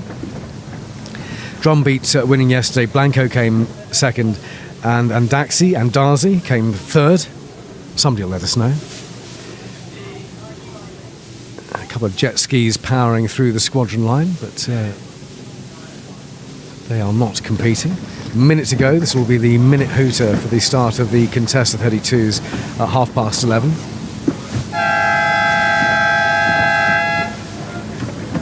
And another big car carrier coming up through the Solent. Very busy today, Southampton, with lots of big vessels heading up and down Southampton water. But it's these smaller Contessa 32s we're focusing on here on the squadron line. Just letting the head sails flap. 776 is Nimbus, and behind them the light blue hull of 5765, which is Ascent. Drumbeat is 651, and they're worth checking out because they were the winners yesterday. Who have you got leading in with you, Matt? We have IRC 4 coming in now with 5 seconds to go, and it's Jay Walker, the J97, that is squeezed up against the committee boat but don't have any speed, and actually open up a big enough gap for a J92 920 just squeeze in through the committee boat with no one around them. That was a bit of a lucky break for them, but I'm sure they're happy to take that. That's Nightjar who managed to squeeze in there. That was pretty smart. They roll over onto port tack. That's definitely the right thing to do, I'd say, because now they've got clear air on port tack, heading towards that mainland shore again, and no one around them to trouble them. Pretty good. I just see Malcolm Thorpe in his J80. He's just tacked over onto port as well. Took a little longer to make that decision. I think he could have gone a bit earlier there, but he's in a nice position as well, though. He's got clear air as they tack across. The rest of the fleet taking their time to make the decision to tack over. That is going to cost them, I'd say. Contested 32s with a clean start here at the squadron. It's 2956, 2958 Corofin with a really good start, and just behind them 776 has had a good start as well, Nimbus, but it was an all clear start for the Contessa 32s. They're heading off on their race with about 10 of them taking part here. But the one will have to tack first of all is 2958 Corofin. But really good start for them. 94's tacked already. That's in Persephone, I think, is 941. They've gone already. And I cannot find the winners from yesterday. Drumbeat, they are 651. Ah, yes, they're riding close to the squadron with a white head sail and white hull. So Drumbeat deciding to come right in close to the Esplanade for their start, but that is 651. Further out, they're having to tack now, and they're going to go around quite a few sterns, so they've got a bit of catching up to do on Drumbeat. The Contessas are away, Matt. And so too are IRC4. Just seeing the last of the IRC4 starters cross the line. Breeze has definitely been on the climb now. It's been up at 10 or 11 knots for quite some time. Seems to have steadied out. I think things are going to change a little bit later. I can see some development on the shore and a bit of a line of clouds out there. You might even get some sunshine for a bit, Simon. Yeah. 5765 in the Contessas is Ascent, and there's Drumbeat heading off on her race. IRC7 will be the next starters here on the squadron line. Here's course confirmation for IRC7. Gurnard round to starboard. South Bramble Prince Consort Gate. North Ride Middle starboard. Lademark 8S Port. Brown Down Port line. It is the breakwater finish line for IRC7, predicted at about 3 o'clock. So the Contessas are away, and just going about on Drumbeat, getting around the front of have we got somebody who's stopped? Somebody looks like they've stopped, Matt, and they're trying to heel it over. It's is it Blanco? They're not sailing yet, and round goes the head sail, and they are stuck on the rocks, I'm afraid. It's the first one I've seen so far today. Got in a bit too close there on 682, and there is wind in those sails, but the boat is not moving. They're trying to get it off, and still Contessa's getting close to there, but they're just Blanco just now coming around, pointing back towards the Medina, but still look like they're stuck on those rocks, Matt. Yeah, it's precarious, isn't it? You don't really want to get stuck there, that's for sure. It is a rising tide, though, thank goodness, so they shouldn't be stuck there for too long. No, we've got trying everything there. 20 seconds now until the J109s, and the J109s actually, interestingly, holding back from the line quite a lot. That's a lot more even spacing in between the boats. They're going for a sort of what we call a time on distance start, so they basically timed their run into the line to coincide with the gun, and they're all pretty shy of the line, I'd say. They're good 2 or 3 boat lengths off the line, but those that are going to come out of this quite well is 9779, who was in quite a nice position as they came in towards the committee boat end. The other boat is 6809, Jibe Talking. Jibe Talking probably got the nicest start of the lot, I'd say, out of that. Well, actually nearly the nicest. They were at speed at the committee boat end of the line, in a nice position, but Jomilija 880, the one with lots of nationality flags on the side, they actually came in, they were the last to cross the line, but actually they were right tucked up by the committee boat and once again able to tack off onto port and lead the charge in towards the mainland shore.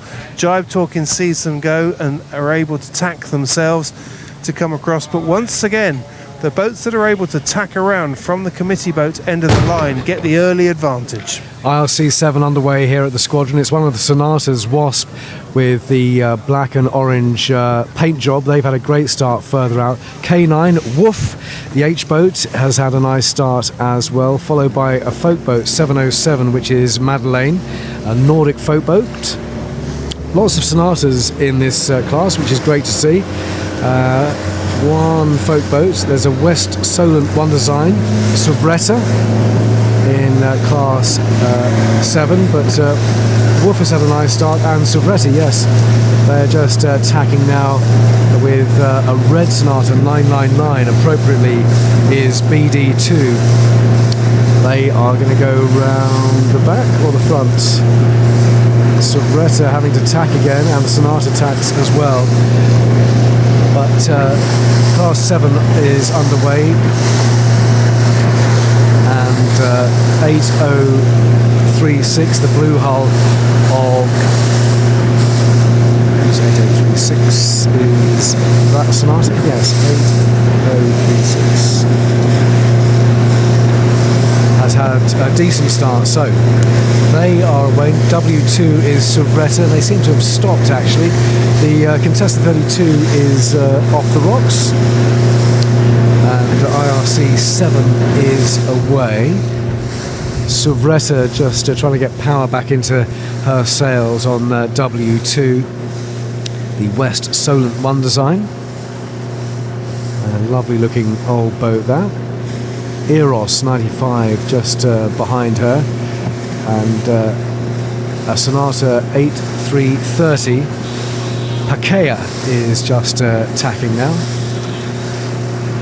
at 5131 is a Silver Fox. That's a Copland Fox Terrier. There we are.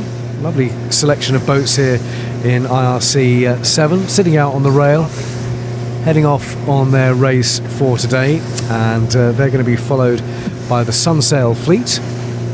So here's confirmation for the Sunsails. 11 competing today. Sunsail course confirmation: Gurnard starboard, South Bramble Prince Consort gate, Royal Yacht Squadron starboard, Lademark 8S port, Browndown port, Goodall Roofing finish. That's the finish line at Goodall Roofing for the Sunsail fleet. They'll be starting in a minute. And who have you got next with you, Matt? Well, we've actually just moved away from the start area up there. We've come back to play with you and to get some aerial shots of some of the fleets coming up towards the west, and we're right alongside the quarter-ton fleet at the moment, who are just approaching the entrance of the Bewley as they beat their way towards the west. And leading the charge in the quarter-ton fleet is the beautiful Faro design Bullet with an eye. It's very distinctive because it's turquoise coloured hull, 8051. They're leading, and I'm just looking to see who's to leeward of them. Can't quite see who that is to leeward, but it's Bullet, who won the race yesterday, who are leading once again as the quarter-ton fleet heads its way, as I say, across the entrance to the Bewley River. I'm not quite sure what their course is and what their first mark is, but it's going to be somewhere down towards the west. Well, here we go with the Sunsail fleet with the final countdown now for this all-white fleet of Sunsail 41s, and they are all clear, and it's a good start right at the yellow outer distance mark for 41.11, which is TBC 7. Hollis 2, the winners yesterday in this fleet, that's 41.06, and they are coming in to that yellow inflatable mark. Closer to the squadron, nice start for 41.07, which is all hands on deck. But leading at the moment is number 11, which is TBC 7.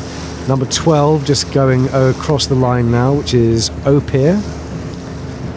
And number 7 had a good start. Number 6, the winners yesterday, Hollis, crossing in about 5th position. And then there's a bit of a split. Now we do have some port tack starters coming in out of the Medina at the moment, led by number 4, which is Tenzing, and then it's number 9, which is Hollis 1. So the two Hollis boats at completely opposite ends of the start line here. So they've got a race within a race for them. Tenzing having to tack now. There was no way they were going to get round the front of number 7, which is all hands on deck. And the Sunsail fleet underway with lots of chartering going on here. We've got Collinson and Tenzing, Solent Events. We've got the British Virgin Islands in number 8 and Opier in number 12. The yacht market there also taking part in the Sunsails. They just tacking, and number 7 tacks now. Do not want to get too close to those rocks. By the way, Matt, the IRC 7 boats, obviously smaller boats, coming in right in much closer, and I think they're all okay. I haven't seen any groundings yet. That Contessa has got off the rock, so they're okay. Just a quick correction from me. Apologies to those who have clearly spotted the deliberate error, that it's actually BLT that is leading the quarter-ton fleet and Bullet is in second. I was just looking in just slightly the wrong direction, hadn't seen what was going on behind us. But it's BLT, the French registered quarter-tonner. That's the distinctive turquoise blue one. They were actually OCS yesterday, as indeed were 4 boats in the quarter-ton fleet. So that was a disappointing day, but they seem to be making up for it today by leading the race by quite some distance, actually, over Bullet with an I, IT, which is in second place as they beat down towards the west, tacking in out of the tide down on this mainland shore. And those 2 boats have actually pulled out really quite a significant lead over the rest of the fleet. Tide is really strong now. It's slow going for this Sunsail start, Matt. Hollis there, I think that's Hollis number 1, just fighting the tide, and it's really slowed down here. The breeze has eased off, and just inching forwards now away from the squadron, these Sunsail fleet, the all-white fleet. Number 3 is Collinson, I think. The yacht market on their stern, and it's definitely a slow progress. It's a little bit more breeze further out, but yeah, the tide is pretty strong now. Matt Sheehan's out on the B&G Instruments commentary rib with all sorts of technical wizardry. What have you got in terms of the breeze, Matt? The breeze is steadily building. We're now at 11 knots true.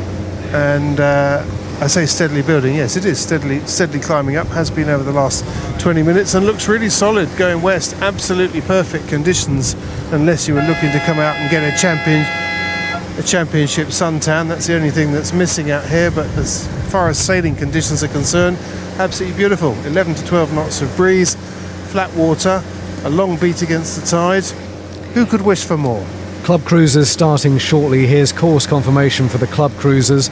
Gurnard round to starboard, South Bramble Prince Consort Gate, North Ryde Middle starboard, Laidmark 8S port, Brown Down port, a Goodall Roofing finish. So that's the finish point for the club cruisers, predicted at just after 2:30. And they are counting down to their start. This is the final black group start on the squadron line today. And we were talking about the club cruisers earlier on. We've got Bavaria's in here, we've got Dufours, we've got a Westerly Full Mark, and they're all clear. So the best start is for, I think, 1647 Panorama, which is a Dufour 385. They've had a nice start further out, and the sun sail's now getting underway, but perhaps some of these club cruisers will catch them up. But well done to Panorama in the club cruisers. The first time we've seen them starting here on the squadron line. It's 240 Panda of Hamble, a westerly closer to the squadron. This is the white fleet of cruisers flying the white flag, but there's no surrender here, Matt. No surrender at all. They're racing hard. Well done to Panorama and Panda of Hamble, and 1441.64 is Chameleon of Cowes. That's a Morris M36, and this is great. There are lots of different shapes and sizes here in the club cruisers. Out part of Cowes Week, to take part in Cowes Week, 4053 just filling her sails further out. That's Mandalay, which is a Bavaria, and we've got an Optima and Oceanus, quite a few Oceanus actually, and a Great Dane 28, number 77. I haven't seen that one so far, but the club cruisers are underway. We got there, number 240 is Panda of Hamble, and they're going to have to tack soon. I'm sure they're thinking about it, but Panda of Hamble heading in towards the beach. Lots of spectators here at the Esplanade, and they go about now. Panda of Hamble just tacking the westerly, and they will be looking to get round the front of 4164, which is Chameleon of Cowes. Actually, they go about now. So who's next going about? 1647 going to tack. Panorama, they're tacking as well. So off go the club cruisers, the final black group starters here on the squadron line, and then we've got 8 starters in white group, the first of those being the Flying 15s. So off go the club cruisers on their race, and they're not finishing at the breakwater finish line. They will be finishing at Goodall Roofing. Where have you got to now, Matt? We're just working our way back towards the east, towards you actually, to come and play with the some of the white group classes. We want to get the drone up and get some live pictures of that, so we're just moving back into that area. We've just come back through some of the cruiser classes that are racing out towards the west. The Impalas and the Sigma 33s and the ones that you were talking about earlier on this morning at their start. They're all heading down towards the west. It's all very well disciplined. They've all seemed to have settled down and found their slots to head upwind, and unsurprisingly everybody is heading for that mainland side over towards Beaulieu, because that's where you get out of the tide quickest, and the tide's going to be running a little bit slower over there on that mainland side. So anybody who's heading to the west at the moment, which is the bulk of those IRC fleets, will be on that mainland side. We've got the Flying 15s starting in just over 6 minutes time. So the Flying 15s are heading out here. We've got Sonars taking part in their national championships. We've got Red Wings coming out here, and we've got a club cruiser that's a little bit late. Oh, it's the one I was talking about, the Great Dane. They are going to be starting soon, but no great rush. This is the club cruiser class after all. No great rush to start, but good to see them taking part. FIFA is the Great Dane 28. But we're about to get the 5-minute gun for the Flying 15s. 15 entered, appropriately enough, in Cowes Week 2021. And this will be the 5-minute gun for the Flying 15s, and then we'll be able to bring you their course confirmation. In the background we can see some Red Wings getting ready, and some of the other cruisers just running past on their spinnakers. So this is the countdown to a 5-minute gun, a warning signal. And this is the course for the Flying 15s. Attention Flying 15s. CHS round to starboard. John Fisher, port.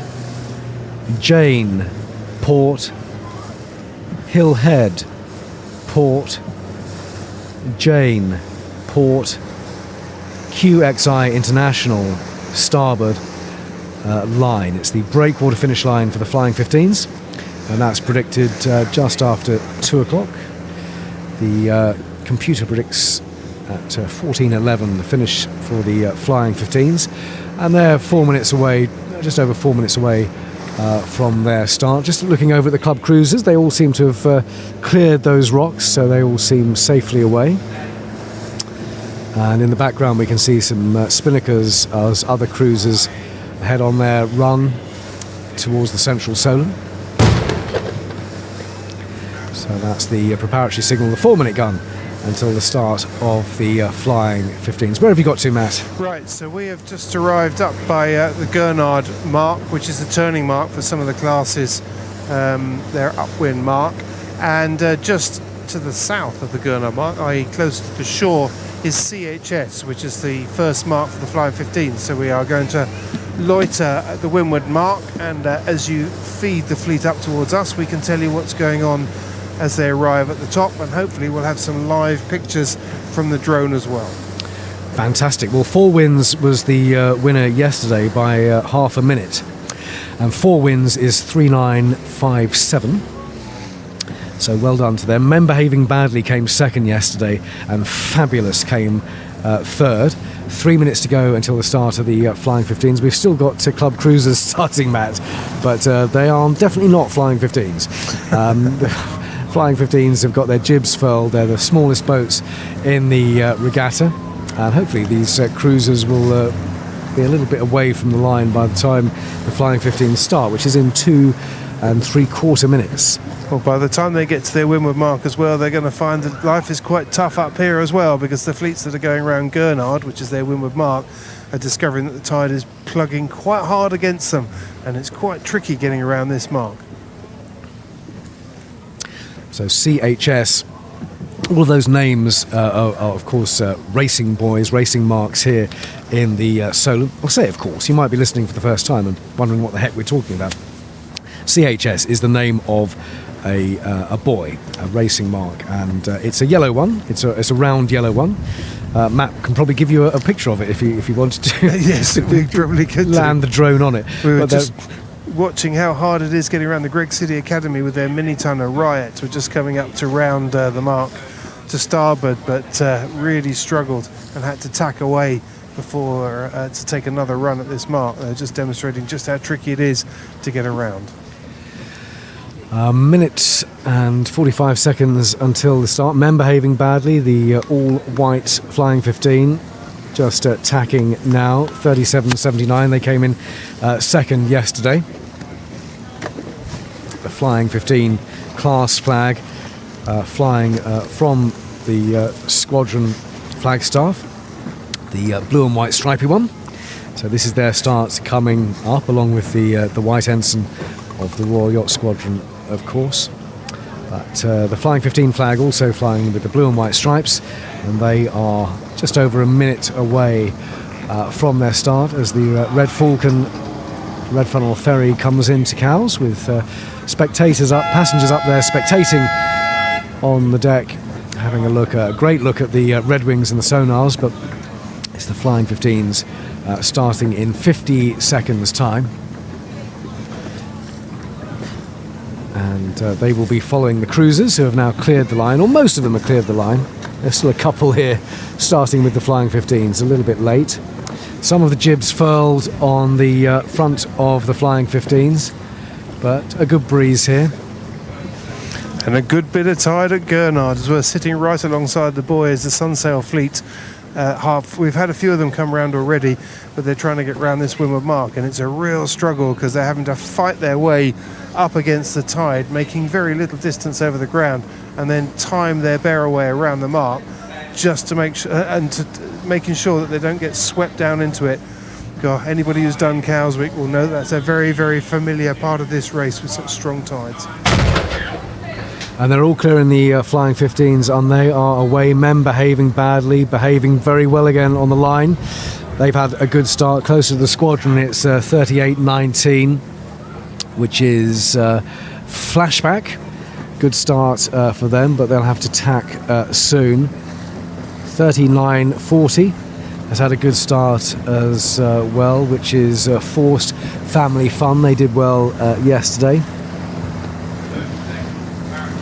And further out, 39.69 is Cruise Missile. They've had a very good start, but the winners yesterday, 4 wins, that's 39.57. And where are they? Have they been buried? Can't see them. But they were the winners yesterday, so 39.57 is definitely a settled number to watch out for, Matt, but I don't think they're in the leading bunch unless I've completely missed them. The Flying 15s are away. 38.19 has tacked, which is flashback, but still coming into the beach is Men Behaving Badly, 37.79. 40.70's had a good start as well, which is Fox Force 5. Lots of F's there. And yes, off they go. I would imagine that we're going to see these Flying 15s working their way up the beach. To be honest, it's very interesting up here at Gurnard. The tide is really, as I keep saying, it's absolutely hosing through here, making it very tricky indeed to get around that windward mark. And I suspect the Flying 15s are going to work their way up the beach, stay out of the tide. In fact, there is actually a tidal advantage in certain parts of that leg between the start line and Gurnard. If you can get into, there's a little zone actually, a sort of triangular zone where the tide actually runs in the opposite direction for more time. So it runs to the west for more time than it does to the east. That doesn't sound very logical, but it's a fact. And if you can get into that, it's like a travelator that will sluice you up the beach a little bit. But I suspect we're going to see them work as far up as they can along the beach and then take the dash out across the tide to get around that mark. And there are several boats in the Sunsail fleet and the cruiser fleets that are trying to do that, and it's very painful when you get it wrong, because you've got to tack back across the tide, get swept down and start all over again and try and get around that mark. 34.99 is flip-flop in the Flying 15s. Next starters here at high noon will be the sonars, and we will have our high noon signal as well for the sonars. But here's course confirmation for them with 16 entered. Attention sonars, CHS starboard, Contessa 32 class port, Rourke port, Royal Thames port, Williams Shipping port, QXI International starboard line, the breakwater finish line for the sonars. And just to confirm that Contessa 32 class in that context is mark number 47. It is actually a racing mark called Contessa 32 class, and it's the second mark for the sonars, who will be starting at high noon. We've got them getting ready. Of course, this is their championship week, coinciding with Cowes Week, so lots of sonars here. We've still got cruisers starting. One of the white, I love this, 735 in the cruisers just deciding, well, we'll start when we want, thanks very much. 735, 1735, can't see their cell number, but they're having a nice relaxed start to their race with some sonars, some Red Wings getting ready. I've seen a few Sunbeams and Victories and XODs, so they're all getting ready for their starts, which are still to come here on Cowes Live 87.9 FM. But when we hear Commander Lambourne with the high noon time signal, we will know that the sonars are underway here on Britain's longest running special event radio station. This is Cowes.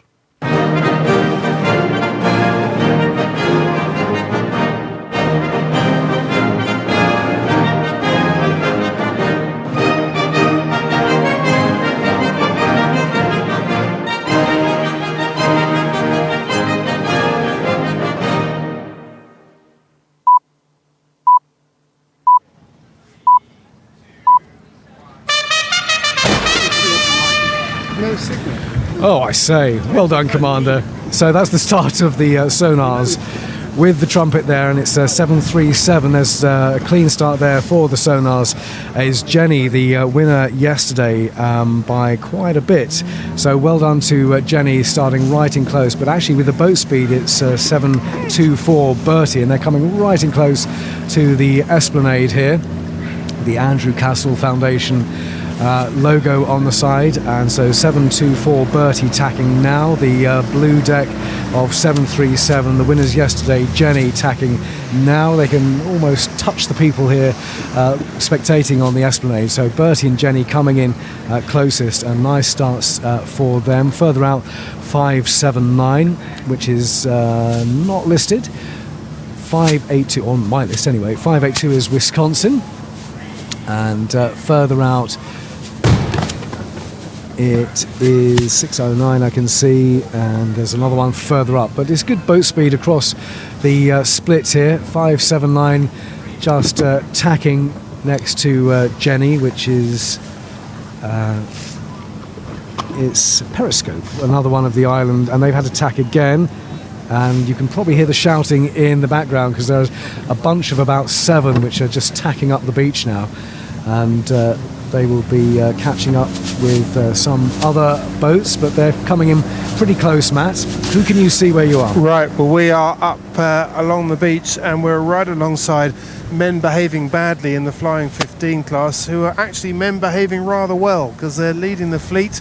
They've pulled out a really nice little lead over the rest of the fleet, and as we predicted, they've been working, the entire fleet has been working this beach really close. I mean, close enough to go and buy an ice cream in between the tacks as they get out of the tide. But it's Rupert Mander and his crew in Men Behaving Badly who are just pulling themselves away from the rest of the fleet. They've got clear air, they can go where they want to go, and they can look over their shoulder and look at the rest of the fleet, who are getting themselves a little bit bound up in a tacking duel. But in second place, coming up here, is Fox Force 5 in second place, who retired yesterday by the looks of it, and 4090 Fabulous in third, as the Flying 15 fleet works its way up to their first mark, CHS, off Egypt Point. Well, you'll have the sonars soon enough, and I'd be interested to see how Bertie shapes up when they get to you. I think they've had the best start, which is 724, followed by Jenny, 737. They're certainly the sonars who are getting in closest. 737, Jenny getting in right in close there. We've got the Red Wings now getting ready for their start in 2 minutes. So here's course confirmation for the Bembridge Red Wings. Attention Red Wings, with 20 competing. This is your course. CHS starboard, John Fisher port, East Knoll port, John Fisher port, Jane port, QXI International starboard line. The breakwater finish line for the Red Wings at about 2:30. Sonars tacking along the beach now. Great view if you're listening on the green as the sonars get underway. Who have you got, Matt?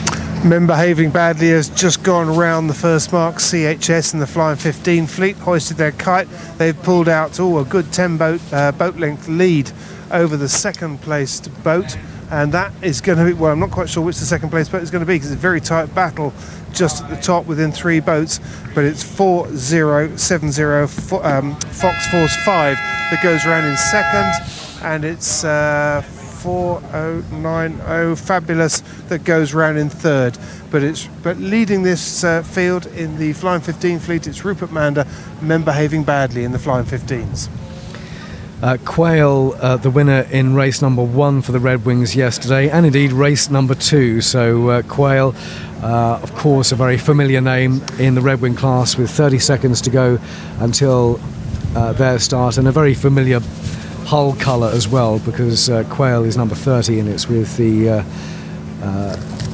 gunboat grey paint scheme on her hull. The Red Wings, multicoloured hulls, but of course all with the same coloured high aspect sails, and Quail leading them in towards the squadron now. So this is a definite split, with the class pundits now of each class coming in much closer. Here's the start. and they're all clear. So a great start for Quail. Just behind her, the yellow hull of 18, which is Harlequin. Further out, we've got 45 with a bit more wind out there, which is Gosling, but more tide as well. 13 following Harlequin, the blue hull of Tarpon. But it is Quail that's going to lead in to the Esplanade. 30 is the sail number, and they've got number 18 right with them, Harlequin. Further up, we've got 13 and 5. That's Tarpon and Snow Goose 2. Further up even more, the white hull of 42, Skewer. And Harlequin now getting ready for the tack, and they're going to go round the stern of 18, Harlequin, who are still heading in on starboard. So Quail heading out now, going around the stern of 13, Tarpon, and they're going to have to thread their way through the chasing pack here. Quail going to go around the stern of number 4, but getting around the front of 6, which is Blue Jay. They've taken the stern of number 4, Rosetta, and going around the back of 42, Skewer, and 47. But they're heading further out. But they will be ones to watch as the Flying 15s head off on their spinnaker run. And are you still with Flying 15s, or have you got the sonars now? No, Matt? we've got the sonars coming through, and as you suggested after the start, it was Bertie that got the best start, and Bertie capitalised on that, and they've stretched out really quite a lead over the fleet. Second place boat in the sonar fleet is Jenny, and Jenny won yesterday's race, but Bertie just going round the windward mark there. Jenny's still a good minute or so behind, so that's really quite an impressive lead for Bertie to have pulled out in such a short leg. That's really cool.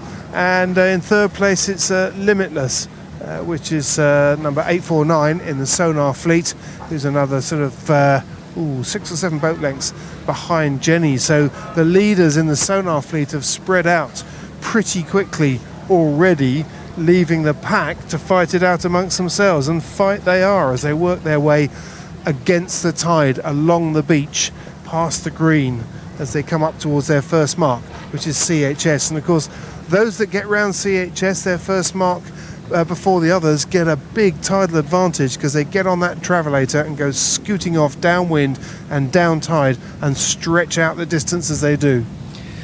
Well, Bertie and Jenny both came in really close to the beach, so good starts for them. The Red Wings are doing the same, and be interesting to see how that shakes out, because Quail had to tack first of all, but they're coming in pretty close, and there's a gaggle of Red Wings there. They're going to be followed by the Solent Sunbeams. Here's course confirmation for the Sunbeams, starting at 10 minutes past 12. CHS starboard, Contessa 32 class port, Rourke port, Royal Thames port, Williams Shipping port, QXI International starboard line. The breakwater finish line predicted for the Solent Sunbeams at about 3 o'clock. Don't forget, on the Cowes Week website and Cowes Live, if you want to listen back to your start at any point, you can do that on demand here at Cowes Week. So you can check that out later on in the day once you're back on dry land, or indeed even if you're floating. But the Listen Again device, Listen Again service is fantastic, and do check it out later on. But you can listen live now to the start of the Solent Sunbeams. They're 45 seconds away from their start. Firefly, the winner yesterday. Minty came second and Dainty third. Firefly is V62. All of these Solent Sunbeams have got a V at the top of their sails, and a nice stiff breeze for them here. We've got XODs practicing and Mermaids practicing, but it's the ones with the V on their sail that are actually starting in 20 seconds time. And it is V62 Firefly, the leader yesterday, one of the leading boats coming in, but the red hull of 26 is going to cross first, I think. They're followed by V11, which is Harmony. 26 Danny just bearing away. and they're all clear, so they just sheet in now and point up. So a good start for them.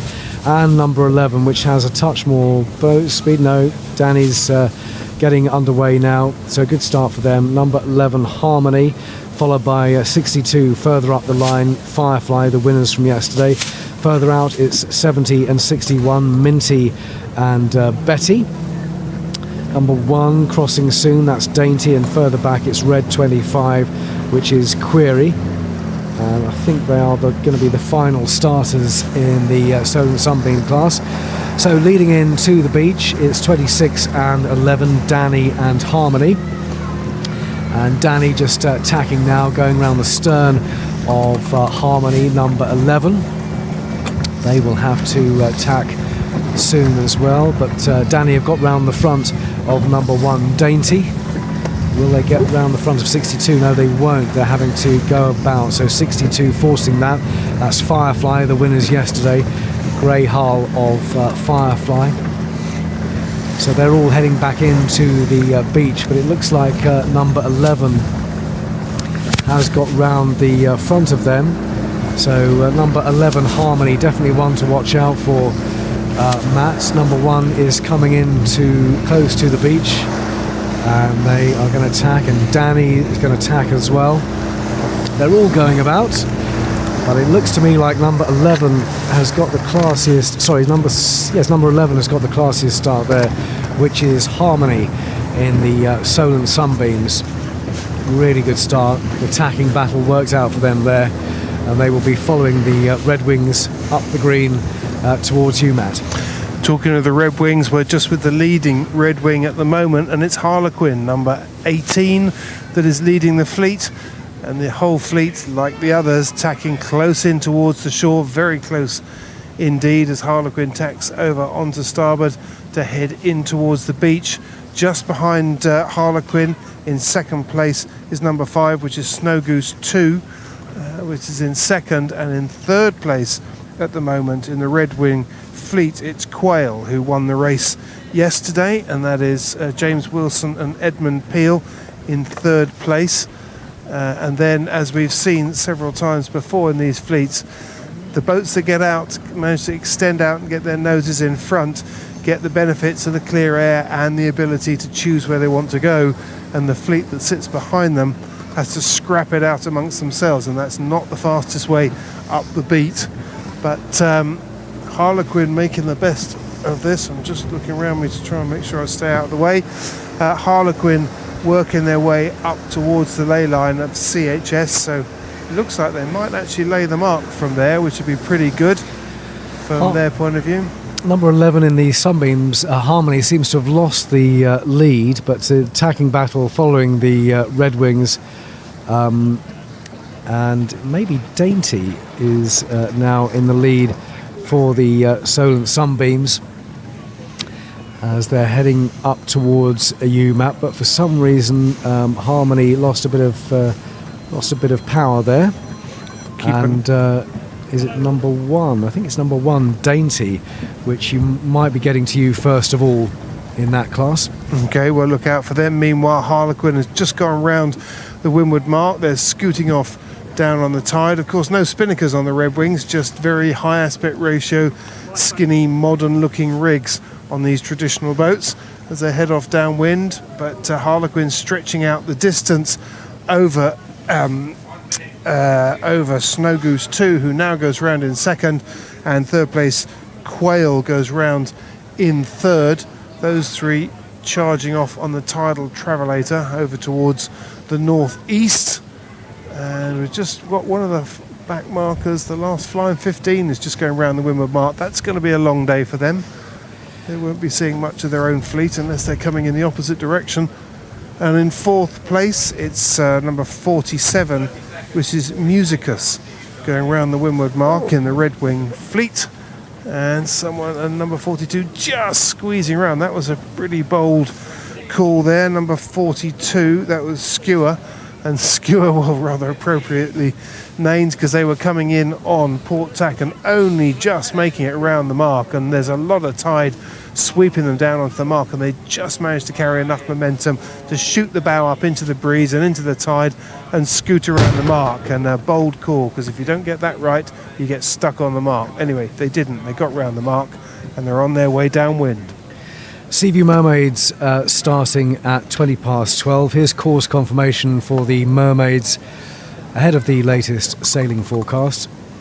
Seaview Mermaids, CHS starboard, John Fisher port, East Knoll port, John Fisher port, Jane port, QXI International starboard line, and it is the breakwater finish line for the Seaview Mermaids, and again predicted finish time for them at 2:30. Right, it is 12:15. Let's get the latest specialist sailing forecast here on Cowes Live with Fiona Campbell. Good afternoon. Well, this west tracking southwesterly breeze has filled in nicely.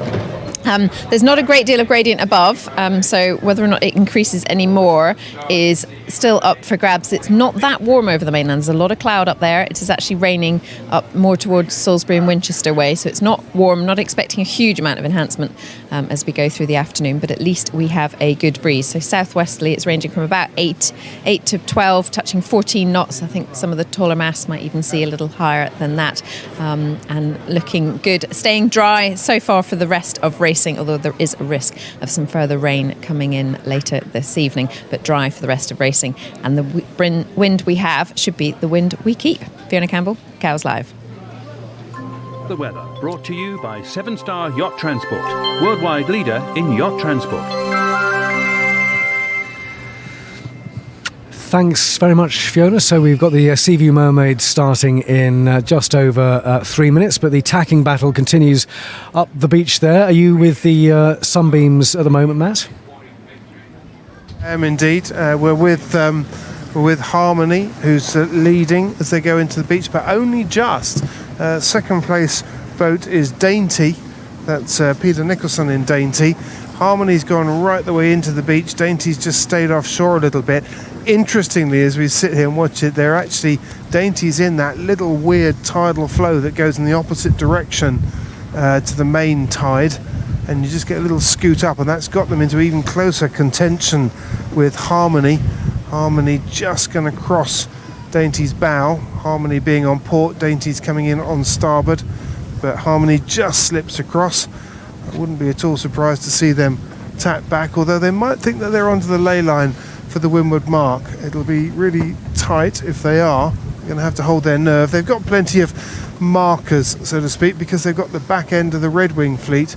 Yeah, Harmony decides they're not going to make it in one go on port tack into that windward mark. It's far too risky. If you get yourself stuck out there in the tide, you lose loads of distance trying to get around that windward mark. So they've tacked back in towards the beach, and Dainty saw them do that. Dainty is setting themselves up tactically to put some more pressure on Harmony, which they do. Harmony tacks just in front of them. They're still controlling this race, but only just, because Dainty is sliding through just to leeward. They can just break free into some clear air. They might just squeeze through. If Harmony has overstood this, and I think they may well have done, I think we're going to see Dainty doing a classic move from to leeward and slipping through so long as they can lay it. They must be, these are nerve-wracking moments for Dainty, because if they don't, they're in all kinds of trouble. And they just make it. Dainty just get round the windward mark, but Harmony slid over the top and just put dirty air on them at the last minute and rolled over the top. And it's Harmony that goes round the windward mark in the lead, but only by less than a boat length. So there's going to be a right old battle between these two. And the Seaview Mermaids are about to start battling. In fact, they are already battling, but 40 seconds away from their start in the Mermaids, battling for position. These are the boats with the U sail numbers, the Seaview Mermaids from Seaview Yacht Club, and it's the purple number 12 closest to the line at the moment, Amethyst. They're reasonably spread out, but they will be getting closer and tighter as the seconds count down with 20 seconds to go. The jib flapping on number 9, which is Sheen, and they were the winners yesterday, so watch out for yellow number 9. They were winners by quite a bit yesterday over Miranda, and Bluebell came in third. Number 3 just reaching down towards the squadron now, Haluf. And here's the final countdown for the start of the Seaview Mermaids. And the line is clear. So number 3 just sheeting in now on Haluf. The green hull, they've had a nice start, but they will have to tack first. Further up, we've got number 4, which is Sirena. Number 9, Sheen, distinctive yellow hull. And then further up, number 1, Scuttle, with her white hull. Following them, the blue hull of U8, which is Bluebell. And further out, 12 is Amethyst. They're followed by 22, Dragonfly, and number 11 is Miranda. So leading into the Esplanade now is number 3, Haluf, and they are tacking now, and it looks like they're going to have to go round quite a few sterns. Will they? Yes, they will. So number 4, they're going round the back of Sirena, and number 8 is Bluebell. Number 9, another great start for the winners yesterday, which is Sheen. A lovely yellow paint job. They're all different multicoloured hulls in this one design of the Seaview Mermaids. Number 4 coming in pretty close, but they tack now. That's Sirena, and number 8 has gone about as well. And Sheen will have to go soon. They're followed by number 1, the white hull of Scuttle. Number 3 is Haluf, and Sheen coming right in close, but they tack. And the jib flapping, just winching that in now. So how will this play out now in the tacking battle? It looks like Sheen's got another cracking start there. So look out for the yellow Seaview Mermaids when you see them, Matt, because I reckon they've got the lead. Yes, I'm just looking downwind and can see them crossing over. They do look like they're leading. We'll see what happens as they work their way up the beach. Interestingly, some of the XODs have come out here early on and had a look up the beach just to get the measure of what this first leg's going to be like, because we've seen time and again that this first leg can define the rest of your race. So it's very important to get it right. It's very important to get your nose out in front and get that clear air, and to be able to make those tactical decisions, because once you get round that windward mark, you're off.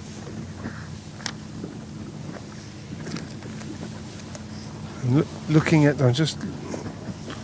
I pulled up the mermaid page and then lost it again. Let me just get that back. The yellow one is called, as you were saying, it's what number was the yellow mermaid, Simon?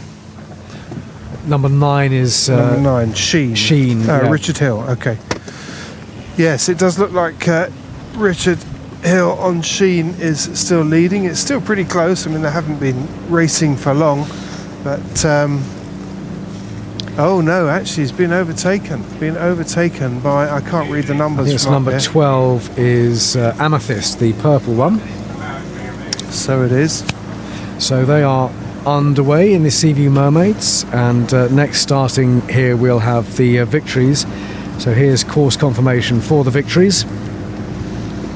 CHS starboard, Contessa 32 class port, Rourke port, Royal Thames port, Williams Shipping port, QXI International starboard line, the breakwater finish line for the Victories. They're 1 minute and 20 away from their start, but ahead of that, just a quick update from Matt out on the B&G Instruments commentary rib with who he's got coming towards him there, or maybe overtaking you, who knows. They're not overtaking us quite yet, but it's a very close battle in this mermaid fleet at the moment between Richard Hill's Sheen, the yellow mermaid, number 9, and Amethyst, number 12, who is currently leading, but not by much, only by a boat length, I'd say. But they're all working the shoreline very closely. Someone else who's hoping to make gains further out is number 4, Serena, but I don't think you can afford to do that. It's just in too much tide. But they are at the front of the fleet, having said that, or towards the front of the fleet. Well, here we go with the victories, 20 seconds away from their start. Peregrine was the winner yesterday. That's Z74. All the victories with Z sail numbers. And Peregrine with a very distinctive spinnaker when you see her on the spinnaker run. And they're leading them in. In fact, they're leading towards the line, but they are in a group of one at the moment. Most of the others are all grouped together much closer to the squadron. Peregrine bears away. And they're all clear, so that's a great start all on their own for Peregrine, but actually with more boat speed closer to the squadron is 67 Zircon. 69 of course Zinnia. I think with an even better start they will have to tack a bit later than Zircon. 80 and 77 Shearwater and Pelican have had good starts too, and behind them number 70 is Unity. Further back, 54 is Zelia, and 73 Seagull further back from them. I think they may be the rear guard in the Victory fleet, but leading them in the vanguard into the Esplanade is 67, which is Zircon, and 80 with them Shearwater 2. Zinnia's had a good start, and Peregrine 74 all on their own. Be interesting to see how this one shakes out, Matt, when they get to you, because 74 really starting much further up the line. The winners yesterday, number 74 Peregrine, Zinnia 69 with the main pack, but you didn't have a great race yesterday. Zinnia came in 7th, tacking any second now. It will be 67.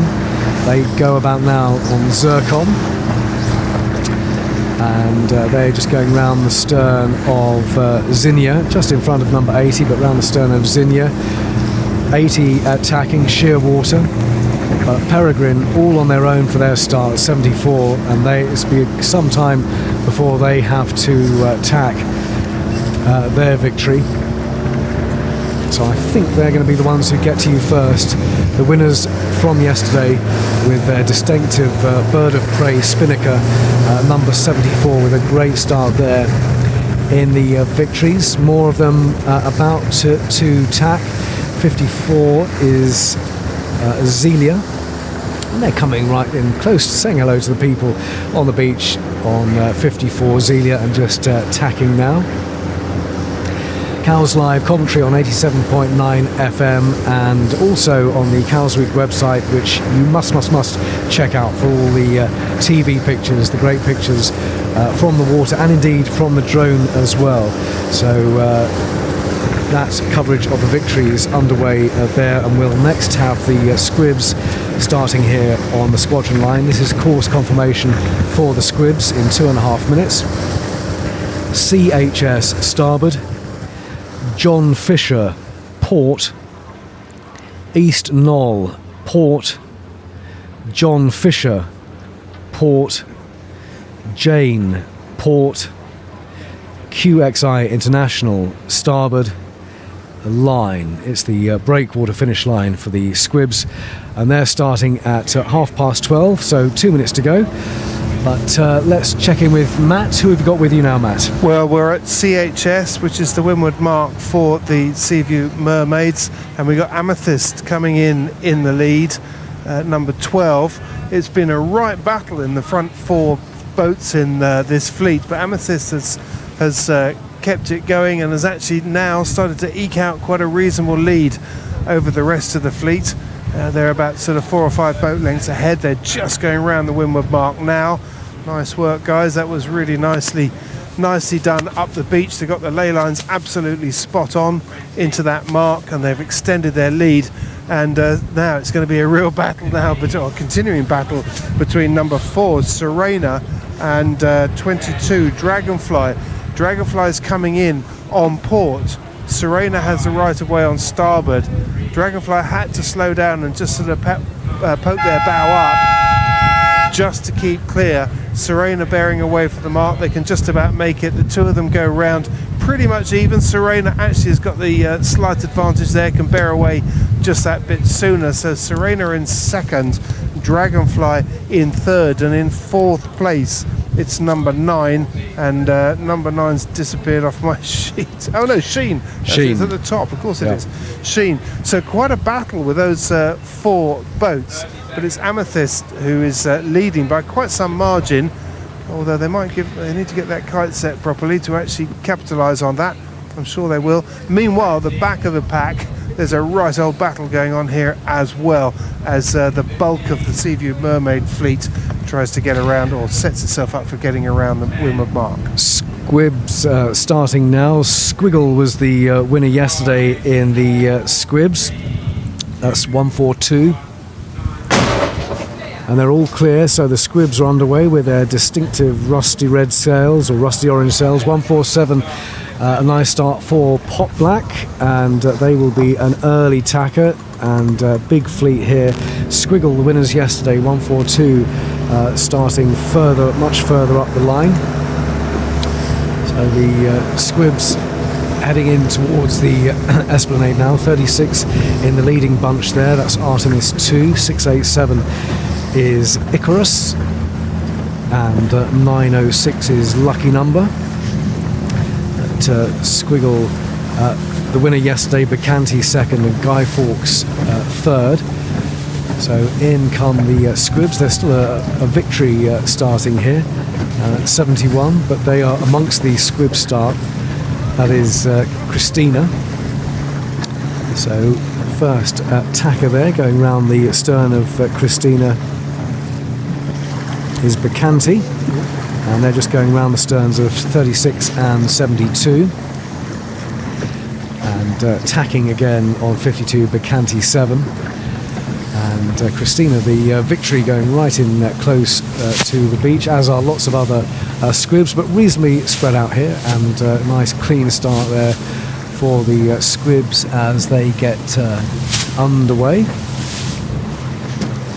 with the mace coloured sails in Squib class, and they head off on their race. They're following the Victories and the Mermaids. Have you got any Victories with you yet, Matt? No, not just quite yet. We're just watching the back markers in the Mermaid fleet go round, and it was a real scramble. There was one boat, Seaview Mermaid number 5, Jade, who very nearly went aground. They were squeezed right in close to the beach, but they did make it around. But it's been a very tight and closely fought battle up that first beach, the Windward Mark.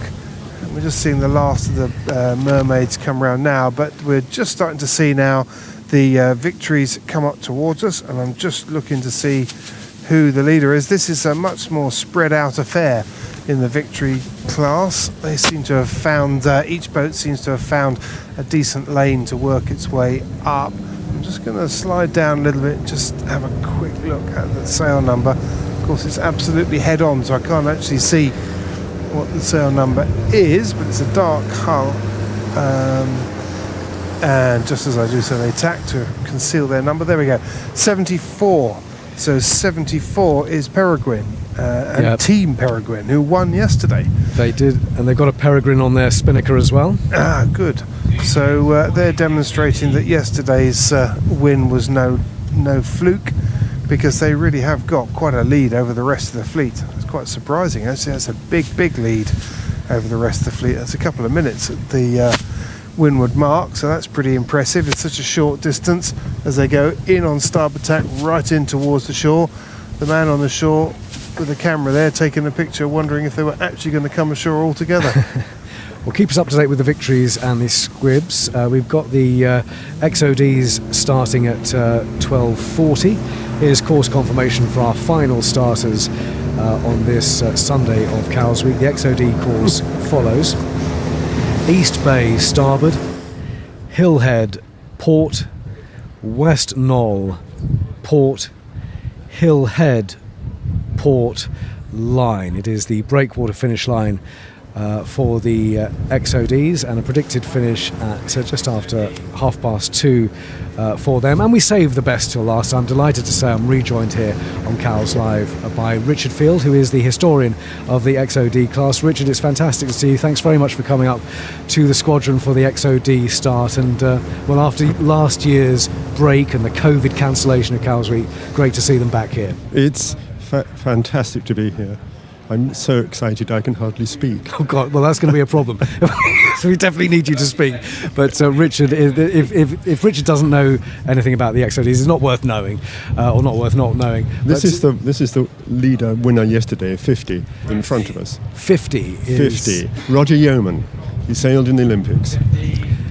Very closely fought class, of course, the biggest class. Actually, I need to check that, whether it's the biggest class this year. Do you happen to know whether it is the biggest? Yes, it is. There are It is. 36 of us. We're down on numbers, but it's just as competitive. And we had a general recall yesterday. Wasn't that fantastic? Yes, well, yeah, it had to be the last one, didn't it? But well, with these starts every 5 minutes now on the squadron line, actually general recalls are going to be a bit of yeah. How do you manage, Simon? It's incredible. Absolutely incredible. Well, it's the race officers who've got to manage it. I just get to talk about it, which is fine by me. But yes, the XOD class, for there will be people listening who perhaps don't know the long history of this class, but this is the oldest class here at Cows Week. Yeah. We were formed in the end of 21, and we did our first Cows Week as the X class in 1922. And there are different designs for other classes, so the designs have changed, but the XOD design has remained exactly the same. Lots of different builders, so they're all slightly different in character, but absolutely the same boat. And there are fleets all around the Solent. Yes, from Parkston to Itchenor and in between. So that is the 4-minute preparatory gun for the XODs. They're reasonably spread out at the moment, but who are the XODs that you're looking out for this year? John Tremlett is back at Change Boat. He's on 91. He won about the last 5 or 6 years in number 80. 2 years ago it was won by Simon Russell on 166. Did you know he died of COVID last autumn? I That believe was horrible. Yes, I did hear that terrible news. Sorry. And very, very sad. This boat coming towards us, 119, that's Stuart Jardine's old boat. He's sold her and retired this year, and Paul Woodman's got her, and he was second yesterday. So the XOD is 3 minutes away from their start. Let's just quickly check in with Matt. Do you have squibs with you at the moment, Matt? We have squibs approaching us. Just before I tell you about those, Zircon, for those who'd like to know who was second around in the Victory fleet, it was Zircon who took second. But there's a right scrap in that fleet, having said they were better spaced out. In fact, by the time they got to Windward Mark, they weren't. But it's Peregrine that is running away with that race. Yeah, we can see the black and white Spinnaker there. They're miles ahead, aren't they? And in the squib fleet, we're just having them coming up to the Windward Mark now, and it's very, very tight indeed in the squib fleet here. I'm just trying to squeeze between these two boats vying for it. 36 is just about squeaking a lead. If they can make this work around this Windward Mark, that will be really quite a cool. That is so it's Artemis and Lucky Number. Artemis just squeezing up, forcing Lucky Number up. Lucky Number's Windward boat, they have to keep clear. Oh, there's a right battle going on there. Is Artemis going to make it there? Got the tide pushing them onto the buoy. Are they going to get around? They just get around, but they could not have put a cigarette paper between them and the mark as they came around the Windward Mark. But it's Artemis who just comes through. They were the leeward boat as they came into that Windward Mark, forced up the boat above them, and they both just got round, but only just. This is really close. We've got White Magic coming around in third. We've got 819 in fourth, and then 72, I'm not sure what they're called, 72 in fifth. And that's just the first 5. Then they got the next pack coming around. It's really tight in the squib fleet.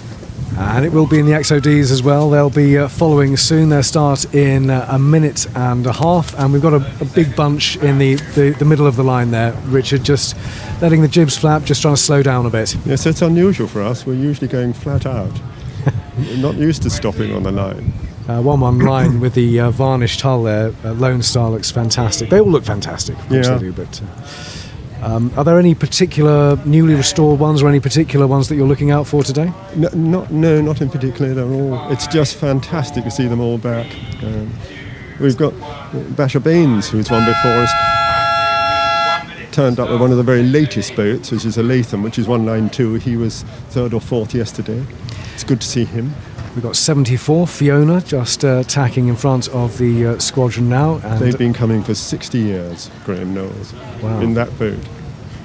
Well, they're just running back to get the right side of the line. As you say, there was a general recall yesterday. Yeah. Race officers trying to work out if they're going to do it today. They're certainly spotting some sail numbers that are over. 82 just bearing away. Magic Dragon. Yes.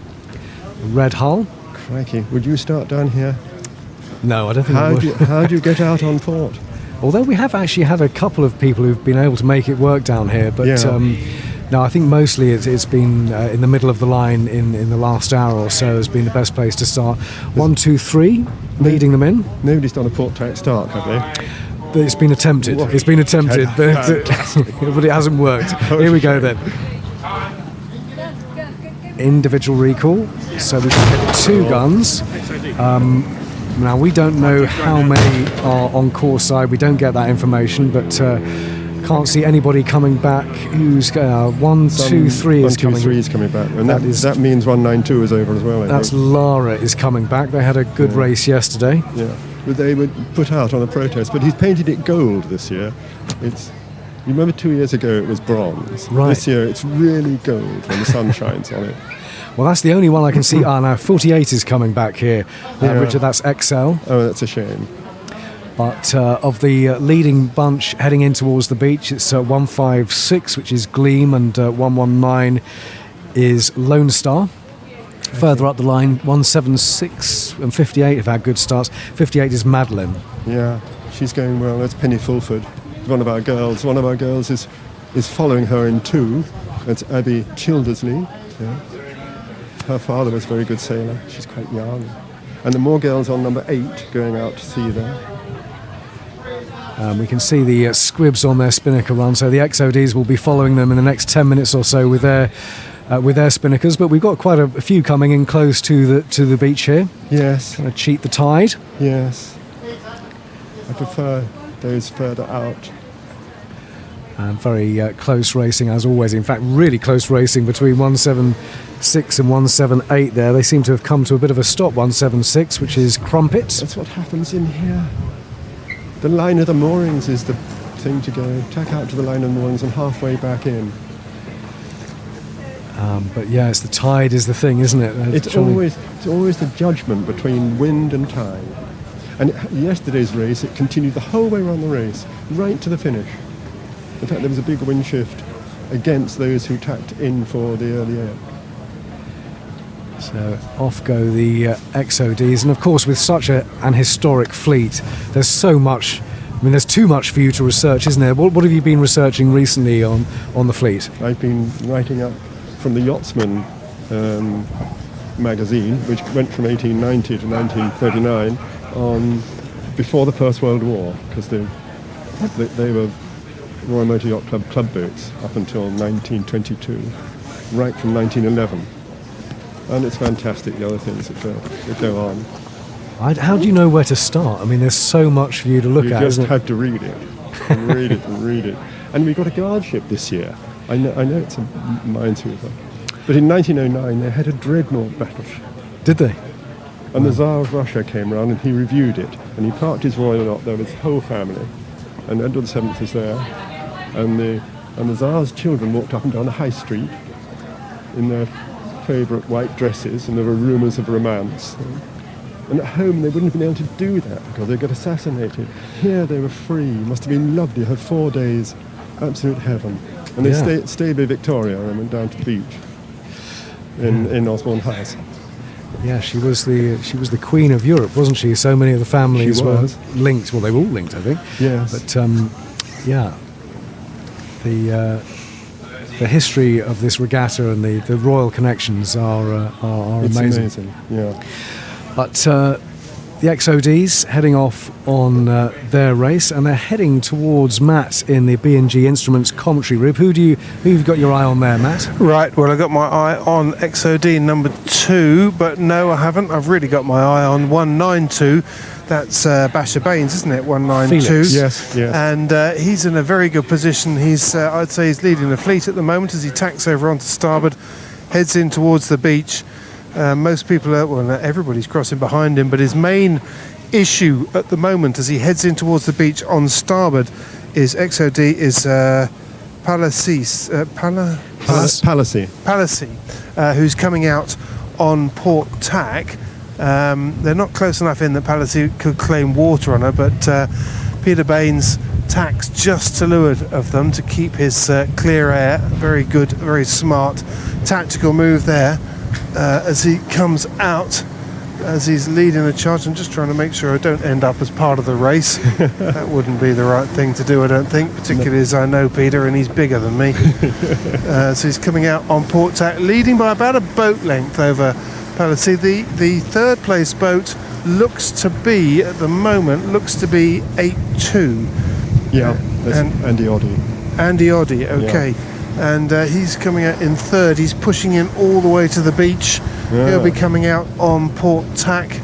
He won't want to be dipping any transoms, but they've still got a long way to go before they get to their windward mark, so shouldn't he be holding his nerve. Any sign of John Tremblay? What number's that? John, 91. 91 negative. Oh yes, I can. Yes, he's about, but I guess we're 6th or 7th at the moment. A little bit. Well, I'm not buried because he's at the front end of the fleet, but he's still in sort of dirty air. You can often hear him coming. Oh, really? Is that right? He'd have to do well because with my headphones he's on. Like a fire engine on the way to an emergency sometimes. Oh, it sounds like a cameraman I've got on board. No names, obviously. So Peter Baines, 192, continues to lead the fleet as they come upwind. He's in a very nice position now. He's managed to squeak out what was only a one boat length lead into about a 3 boat length lead now, which is not an awful lot, but those are the kind of margins that you can just work on, as he does, because he gets a nice little lift there. Actually, a nice little puff comes off or bounces it off the shore, gets a bit of a lift. He's got clear air to leeward of him. It's 8-2 just to leeward. Yeah. And it's tight for second, because 8-2 was, I think I said 8-2 was in second place. Yes. Before, yeah. And it's going to be tight because number 2 is likely to come out. They're all now tacked over onto starboard to go back in towards the beach. Number 2 is likely to come back out on port quite soon. That's fantastic. I don't think they can quite get at 8-2, so it's Peter Baines still leading. He's controlling the entire fleet as he comes up here, or at least he's certainly got it all going his own way at the moment. 8-2 on the charge behind them. Are they going around that orange mark? I think they're going around CHS, I think is their first mark, I believe. Is that visible from here? Not through the wall no. of XOD sails, East I would imagine. East Bay is the first mark for them. Oh, is it? Oh, right, they go all the way around the corner. Okay, that's interesting. That's interesting. It'll be a while before they get the spinnakers up. But Richard, as we were saying, that there are XOD fleets all around the Solent. Yes. Are they owned by syndicates or? No, they're all individually owned. In each, they've got a number of 4 or 5 syndicates, but mainly individuals. And of course, each individual club has their own regattas, but this is the time that they all come together. Yes, it is. It's the regular racing, the Wednesday and the Saturday afternoons, when you just turn up and race and they have 2 hours. That keeps the fleet together. The whole class together. And how are numbers at the moment? Good. Yeah. Good. And the boats are fantastic condition. People spend money on them, but you can still buy them reasonably cheaply second hand. Well, 10,000 gets you a really good one. Much less than that. And they're built so strongly that they last. Well, yeah, they have stood the test of time, haven't they? Yeah. But as the XODs head off on their race, Richard, thanks so much for joining us. And you're going to come back on Tuesday for a squadron start here? Yes, if I may. Of course you have. Absolutely. They're not here on Monday. They're not here, are they? They're on the committee boat start. But I don't want to go into that. We'll see you on Tuesday. Thanks very much to Richard Field, who's the historian. Thank you. He's the historian for the XOD class, and really great to get his insight into what's going on there. But we can also get insight around the various classes today. In fact, before racing today, we spoke with Graham Bailey of the Dragon class. We've been speaking about Blue Bottle, which is the newly restored Dragon, which did really well yesterday. In fact, it won yesterday. And let's hear from Graham now. So I'm Graham Bailey, and this is Blue Bottle, the Dragon. This is the first time this boat has raced since 1961. She was retired by the Duke of Edinburgh and the Queen after her racing career with them, and then she went into a life as a museum piece. But the Royal Yacht Britannia Trust acquired her in 2018, and they restored her to race condition under the direction of the Duke. And so this was her first race in 60 years, and we've just won the first race in Cowsweek in this on the first outing. So it's a stellar result that none of us could possibly have dreamt of.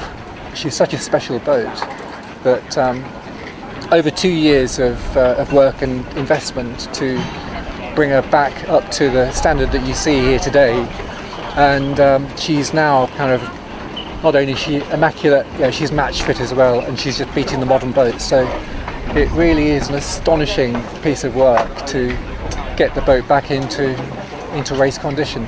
And nobody thought this could happen. So at least of all me.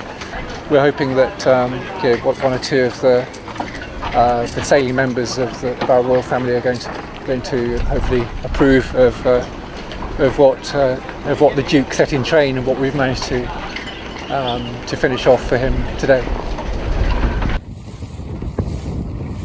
Great to hear from Graham and all about Blue Bottle, and they did so well yesterday. We will find out how they do today, but that Dragon, which was owned by His Royal Highness the Duke of Edinburgh, doing so well in Cowes Week, on day one of Cowes Week, and what a fitting tribute that is. Right, we don't have any dragons near us at the moment, but I can just about see the XODs heading round past the green and the ice cream hut, and someone who has a much better view than me is Matt Sheehan out on the B&G Instruments commentary boat. You're right there. We're just off Egypt Point, and the bulk of the fleet is passing around, but still leading in the XODs is Peter Baines in 192 Felix, and in second place it's Magic Dragon, the distinctive red hull and blue deck, in second place as they tack around Egypt Point. The bulk of the fleet is really having quite a battle as they work their way up the shore. They're going round to East Bay, as you said, Simon, which for us old timers used to be, I'm pretty sure it was Elephant, but maybe it wasn't. But anyway, it's the one that's just off Gurnard, and they're working their way up around there. And this is the nerve-wracking, well, I always think this is a nerve-wracking part of this particular coastline, because going up the beach by the green, the shoreline's pretty well defined, and there are a few rocks as we've seen, but generally it's fairly clean. When you get round the corner towards Gurnard, it gets a lot less predictable under the water, and it's always a bit nerve-wracking because you know you've got to go in close, but you just don't quite know how far you can get away with, because occasionally you can tack over and on the way out hit a rock when you're going out into deeper water. So it's a nerve-wracking time, but if you don't go in there, if you don't push it, you risk someone else doing it, and then and this is a classic overtaking place up past Egypt Point and around towards Gurnard. But Peter Baines, as you would expect of someone who knows the Solent inside out, is playing it absolutely brilliantly and is just looking back at the fleet, matching the risk with the reward, going back in when he needs to, and then coming back out and dictating terms from the front of the fleet. And as he does that, he just stretches out his lead little by little to just get a nice margin over the second place boat, 82 Magic Dragon. I was going to say who was in third place. I've just lost sight of them. They've just gone behind someone else. I'll tell you about that in a minute. But the fleet at the front starting to stretch out a bit. bit of a bunch up there between three of the boats that are getting themselves a little bit bound up. So it's in third place. It is currently 165, and 165 on my list is Tortoise. Oh, Tortoise. Yes, that's right. They were up the front yesterday. So those three boats are starting to work their way off the front of the fleet because they've got clear air. They can dictate their own terms as they work their way round towards Gurnard. Great sight, actually, looking back. The sun on this XOD fleet. White horses, nice breeze. Breeze currently 12 to 13 knots up here. And as I look over towards the New Forest, there are showers over there, and they've been developing for a while, and I suspect we're actually going to see a bit more breeze later on, but not for the time being. I can see Daring's coming in to finish. They're finishing early from the projection, but Darings are finishing, so the Dragons won't be too far behind. So we will bring you results through the afternoon here on Cowes Live, sponsored by Hamble Yacht Services, and of course on the Cowes Week website as well. One of the great things about sailing, of course, is that the whole family can get together, and today on the Sunday of Cowes Week we are focusing specifically on Family Day. We've been catching up with two families in the Contessa 32 class and the SB20 class. Let's hear from the Rogers family, but first of all the Rasmilovic family. I'm Nils Rasmilovic. I'm Nico Rasmilovic. And we've been sailing the SB20 today. There's been 15 boats out and we've had a fabulous day. All around fantastic. I mean, today it was particularly fun downwind because there was quite strong wind and you could really fly. It's quite nice. I think maybe where we can improve, because we haven't been out for quite some time given the COVID situation, maybe our boat maneuvers will become a little bit better. So I think we were a bit rusty with the first race, weren't we? But it certainly got better during the day, so some improvement on the maneuvers would be fantastic, wouldn't it? Yeah. And then we'll go out and have some fun. But the best part of today was being out together, having some nice weather and just having fun. This is a family boat. It's fantastic sailing with my brother, who I've sailed with all my life. We've done Cowes, since we were kids. We used to do it with our father, and Jessie, my wife, and all the kids and cousins. Yes, it's fantastic. Just kind of working together, passing on those skills that were passed on to us, getting a little bit of